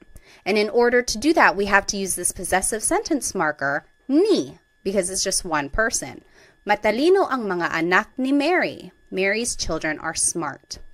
Now, if we're talking about multiple people, like this is Sam and Jane's car, then you would have to use the word nina. Ito ang kotse nina Sam and Jane. So it's still that same sentence structure. Ito is the demonstrative pronoun, then it's the word ang, then it's the object kotse, and now instead of a pronoun, we're using someone's name, but then we have to use this possessive sentence marker nina because it's multiple people. So ito ang kotse nina Sam at Jane. This is Sam and Jane's car. All right, so this is that sentence structure I was just talking about. It's the adjective, plus it's the word ang, then it's the object, then it's ni or nina, and then the names go at the end. So here are some examples. Let's do number one together. Sarah's head hurts. Head is ulo, hurts is masakit. So let's just follow this sentence structure.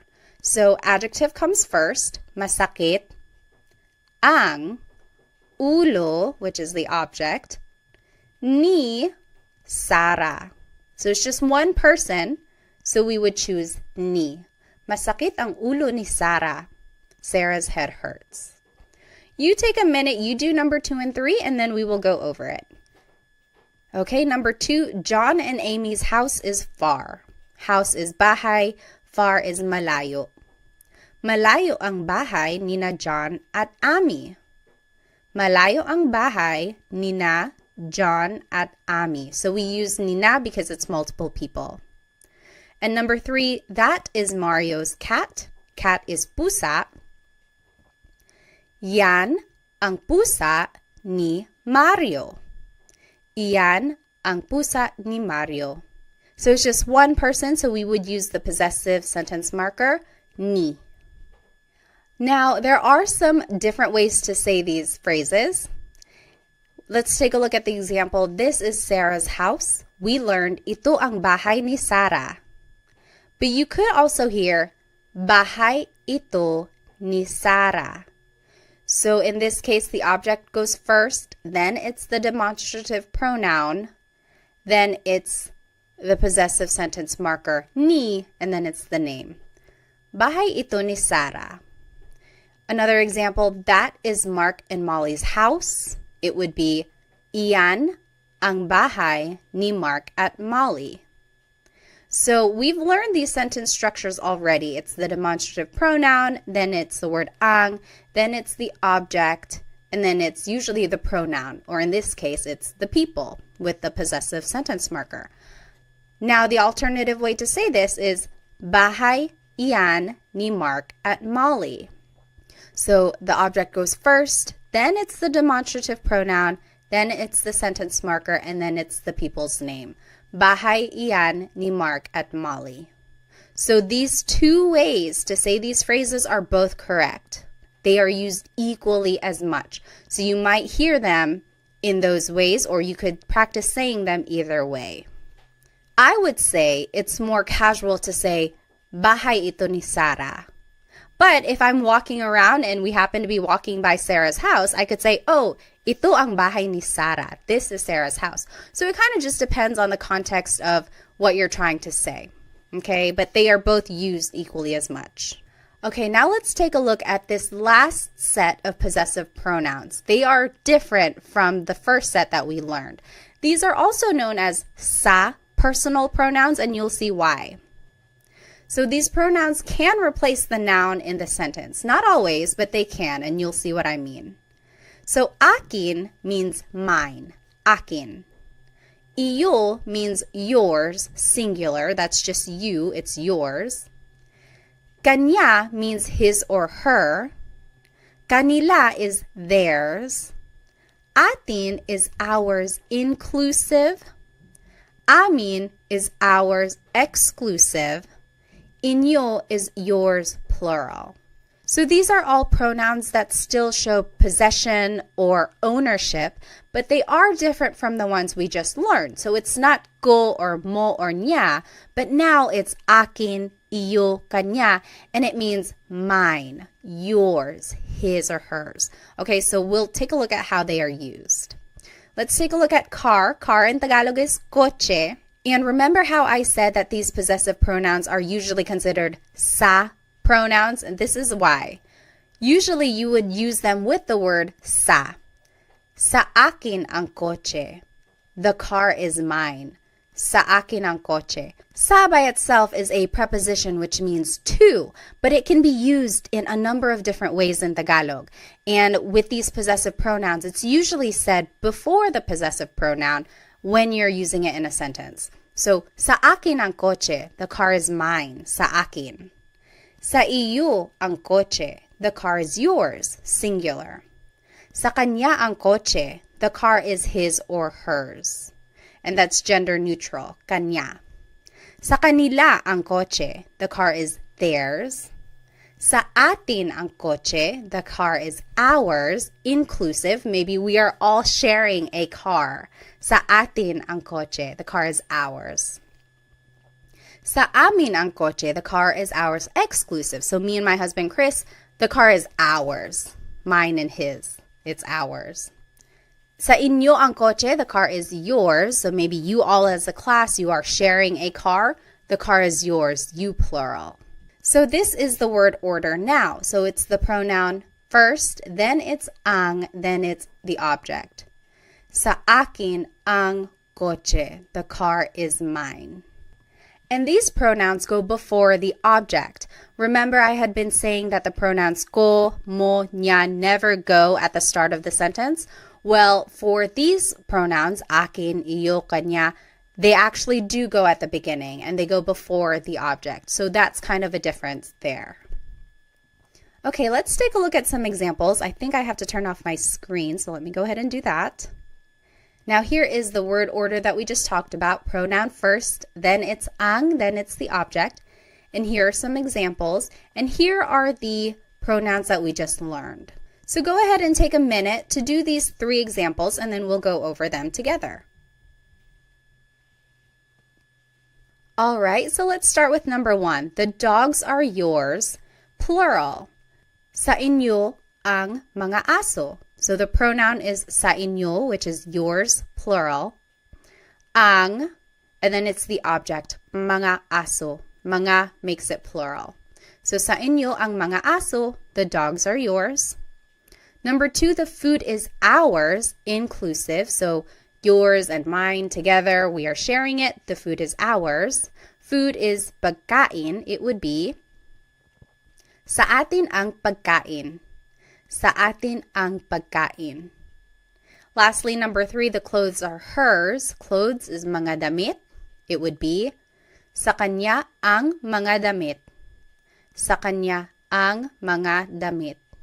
Now I want to take a look at the difference between ang and yung. Both of these words mean the, so it's an article leading up to a noun. So far, we've been practicing with the word ang, and that just means the in a general sense. But in common conversation, and oftentimes I say yung, which is specific to a thing, like that one thing over there or that specific one. So for example, The dogs are yours, plural. Sa inyo ang mga aso. That just means, oh, the dogs are yours. The dogs, any dogs, the dogs are yours. Whereas if I were to say, sa inyo yung mga aso, maybe we had already been talking about specific dogs, like, oh, the two right there. Sa inyo yung mga aso. The dogs are yours. So it's a very subtle difference there, ang and yung. And oftentimes people are just using them interchangeably. But when I use yung, it's like I'm already talking about something specific. We had already been talking about some specific dogs, and I'm like, oh yeah, the dogs are yours. Now the next example, the clothes are hers, we learned, sa kanya ang mga damit. The clothes are hers. We're just talking about it in a general sense. We don't know what clothes specifically. We're just saying, oh, the clothes are hers. But if we had already been talking about maybe a box of clothes that's on the floor and someone was like, whose clothes are these? We could say, sa kanya yung mga damit. Oh, the clothes are hers. These specific ones, the clothes are hers. So that is the slight difference there between ang and yung. You will certainly hear them interchangeably in common conversation. Just for our practice, I indicate which one I want you guys to use. So sometimes it's ang, sometimes it's yung, but just know that there is a slight difference, but they are mostly the same. All right, now let's switch gears a little bit. Na is a sentence marker that is used to connect an adjective.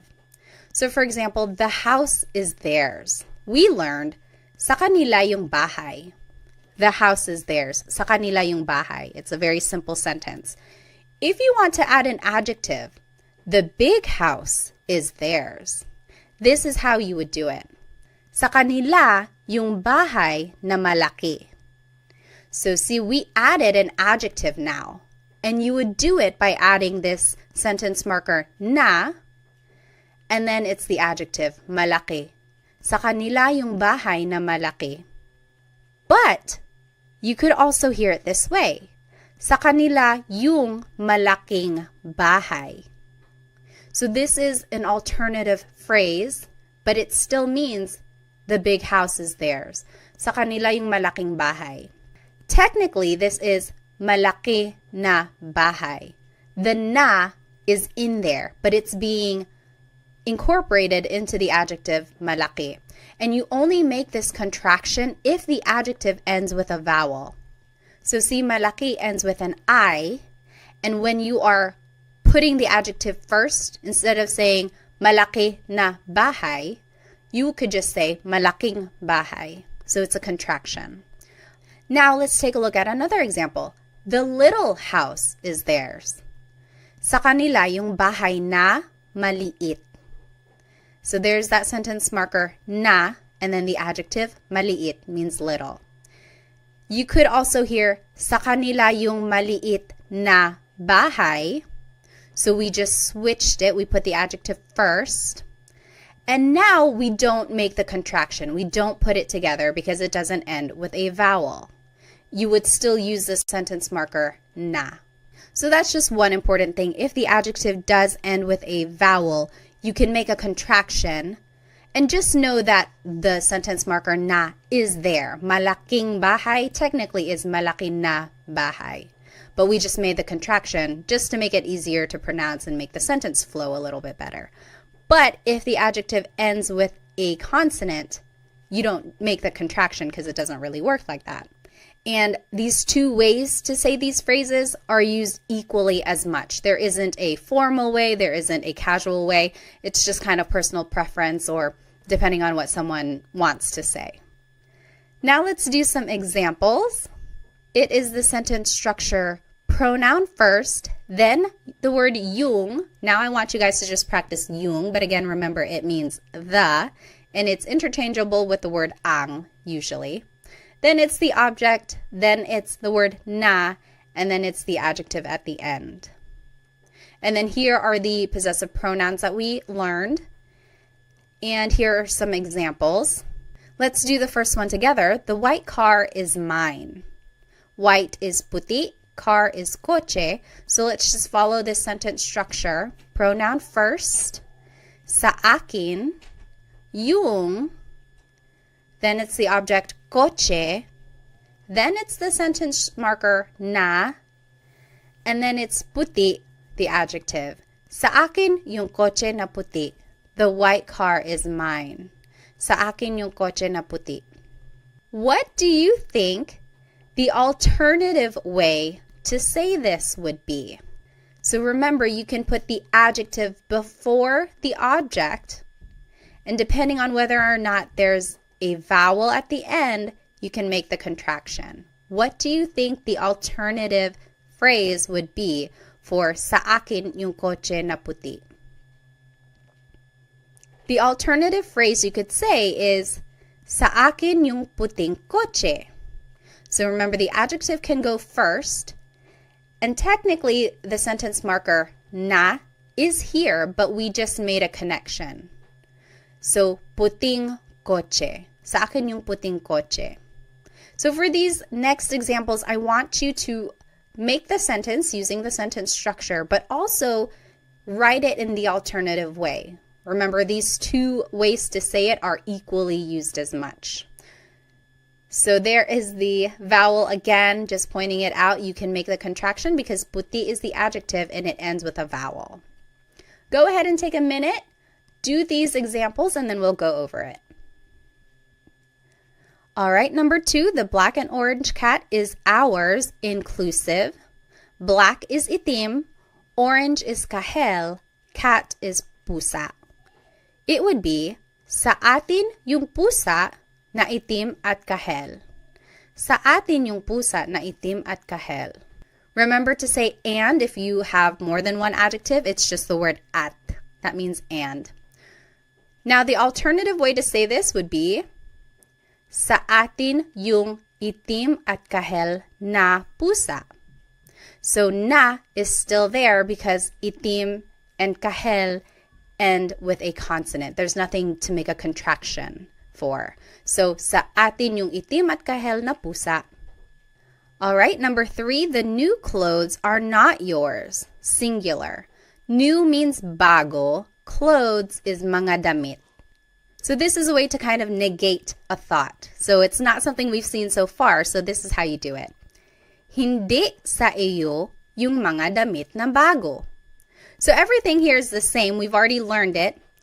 Pronoun, then it's yung, then it's object, then it's not, and then bago, the adjective. The only difference is that we've added the word hindi, which means no, but in this sentence, it can mean not. So the new clothes are not yours. Hindi sa iyo yung mga damit na bago. So that's how you would say not. And the alternative way to say it is, hindi sa iyo yung mga bagong damit. Hindi sa iyo yung mga bagong damit. Here you can make the contraction, bago na damit. Could just be bagong damit. All right, now let's practice with some demonstrative pronouns. Ito means this or these. Yan means that or those. If you wanted to say this is mine, it would be sa akin ito. Sa akin ito. Or you might hear sakin to. Sakin to. So a lot of people just put all the words together or shorten it. Sakin to, this is mine. That is yours is sa iyo yan. Sa iyo yan. So the pronoun goes first, and then it's the demonstrative pronoun. You might hear sa'yo yan. Sa'yo yan. And then lastly, that's not mine. Again, negating the thought. It would be hindi sa akin yan. Hindi sa akin yan. Or hindi sa akin yan. Hindi sa akin yan. All right. Now let's do some examples. First, it's the pronoun, and then it's the demonstrative pronoun. And these are the pronouns we learned. So now take a minute and do these examples. If you wanted to say those are his, it would be sa kanya yan. Sa kanya yan. Number 2, these are ours. Exclusive would just be sa amin ito. Sa amin ito. So we are just following that sentence structure, pronoun, then the demonstrative pronoun. Number 3, that's not yours. Plural is hindi sa inyo yan. Hindi sa inyo yan. So you just add the word hindi at the beginning to mean not. Okay, so let's just do a quick recap. We learned so much in today's episode. We learned the different types of possessive pronouns. Certain pronouns can go at the beginning of the sentence, and some do not ever go at the beginning, so remember to keep track of that. We also learned the different sentence structures and how to use the possessive sentence markers and demonstrative pronouns throughout these sentences.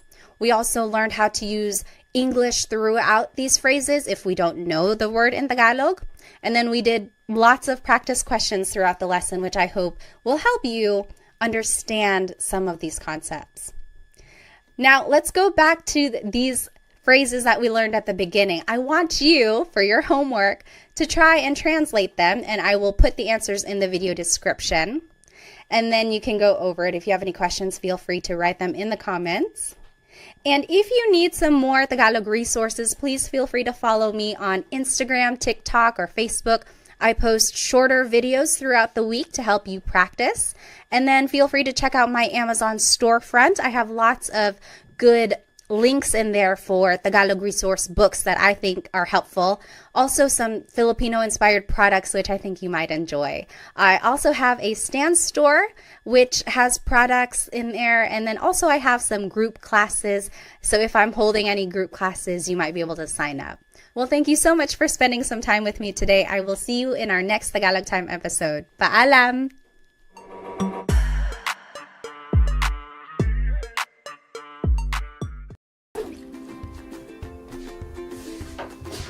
Oh, hi! Look at all these colorful bags. Do you know your colors in Tagalog? Let's learn them together. Pula, red, pula. Kahel, orange, kahel. Dilaw, yellow, dilaw. Verde, green, verde. Azul, blue, azul.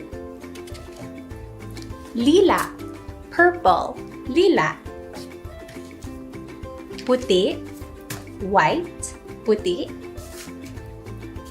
Itim, black, itim.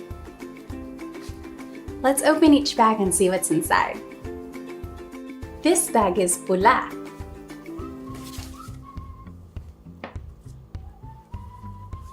This is the Philippine flag.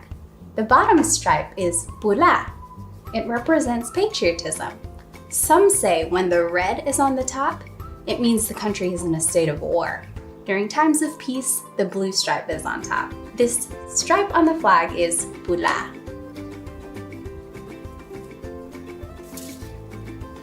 This is a picture of Jollibee. Jollibee is a fast food restaurant in the Philippines. It's known for serving spaghetti, fried chicken, and rice. Hi! Jollibee is pula. The 50 peso bill is pula. On the front is a picture of the 4th President of the Philippines, Sergio Osmeña. On the back is a picture of the Taal volcano. 50 pesos is worth about $1 US. This 50 peso bill is pula. All of these things are pula. This next bag is kahel. This is a jeepney. It's a form of public transportation in the Philippines. Passengers can sit in the front next to the driver or all along the back. They're decorated with lots of designs, and on the front is usually a name. This jeepney is kahel. A Filipiniana can also be kahel. It's the national costume for women in the Philippines. It's known for its butterfly sleeves. The Filipiniana can be kahel. This is a 20 peso bill. On the front is a picture of the 2nd President of the Philippines, Manuel L. Quezon. On the back is a picture of the Banawe rice terraces. This 20 peso bill is kahel. All of these things are kahel. This next bag is dilaw. The Philippine flag has 3 stars and a sun. The sun has 8 rays, which represent the 8 provinces that fought against Spanish rule. The 3 stars represent the 3 largest islands in the Philippines, Luzon, Visayas, and Mindanao. The 3 stars in the sun are dilaw.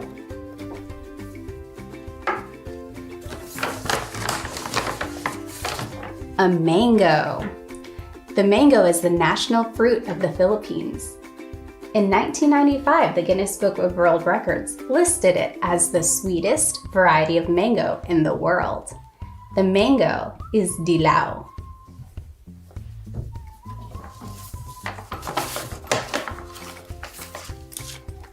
This is the 500 peso bill. On the front is a picture of Ninoy and Cory Aquino. Cory Aquino was the 11th president of the Philippines. On the back is a picture of the underground river in Palawan. This 500 peso bill is dilaw. All of these things are dilaw. This next bag is verde. This is a picture of a coconut tree. The Philippines is the 2nd largest producer of coconut products in the world. Coconuts are often used in Philippine dishes, and the palm leaves can be used to make walis ting-ting, which is a small broom. The coconut tree leaves are verde.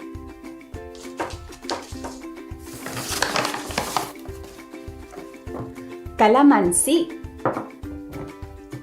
Calamansi has a sour taste. It's very high in vitamin C, and it's often used in dishes like pancit. The calamansi is verde.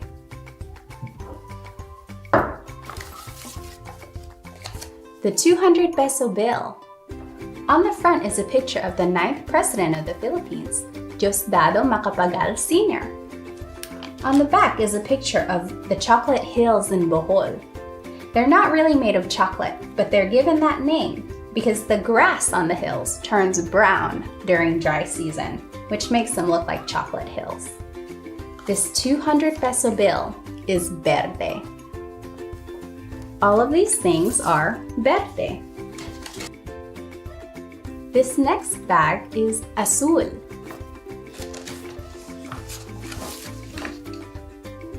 The top stripe on the Philippine flag is azul. It represents peace and freedom. The Independence Day in the Philippines is celebrated on June 12th. The top stripe on the Philippine flag is azul.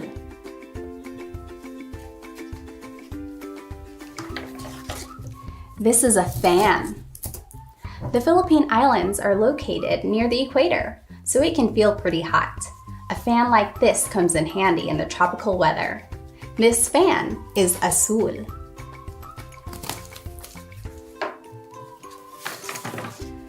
This is a 1,000 peso bill. On the front are pictures of 3 heroes of the resistance against Japanese forces. On the back is a picture of the South Sea Pearl. This 1,000 peso bill is azul. All of these things are azul. This next bag is lila.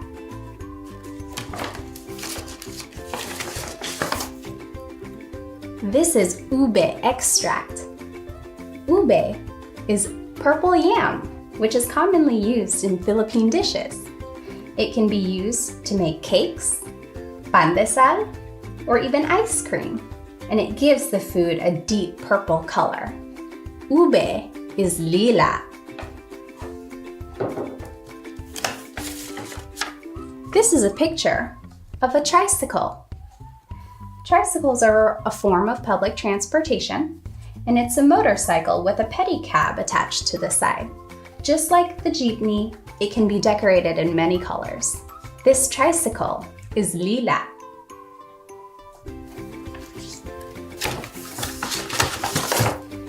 This is a 100 peso bill. On the front is a picture of the 5th president of the Philippines, Manuel Rojas. On the back is a picture of the Mayon volcano, which is found in Bicol, the province where my family's from. There's also a picture of the whale shark, My family swam with the whale sharks in Cebu. This 100 peso bill is lila. All of these things are lila. This next bag is puti. These are pearl earrings. The pearl is the national gem of the Philippines. A pearl is formed when a piece of sand gets stuck in a clam or an oyster, and the animal puts a layer of coating over the sand until a pearl is formed.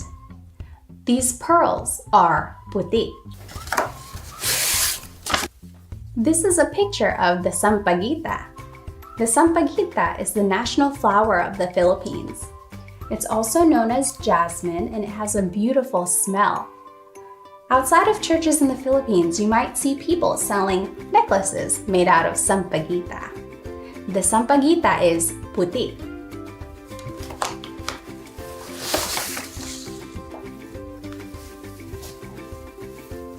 This is the barong Tagalog. It's the national costume for men in the Philippines. Men wear this during weddings, funerals, or any other formal event. It's usually made out of fibers from pineapple or banana leaves. This barong Tagalog was worn by my husband, your Kuya Chris, at our wedding. This barong Tagalog is puti. All of these things are puti. This last bag is itim.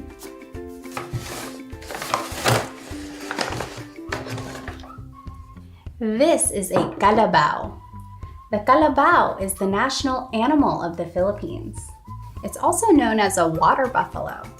It's a hard-working animal commonly found in farms and rice fields. This kalabaw is itim. This wallet is itim. There are some coins inside. The 1 peso coin has Jose Rizal. The 5 peso coin has Andres Bonifacio. And the 10 peso coin has Andres Bonifacio and Apolinario Mabini. These 3 individuals are national heroes who fought against Spanish rule. There's also the 25 centimo and a 5 centimo. All of these coins are used in the Philippines. This wallet is itim. All of these things are itim.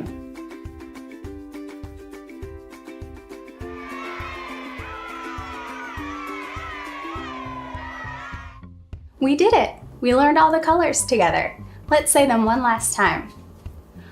Pula, pula. Kahel, kahel. Dilaw, dilaw. Verde, verde. Azul, azul. Lila, lila. Puti, puti. Itim, itim. Now, excuse me while I go play with some of my cool stuff. Paalam!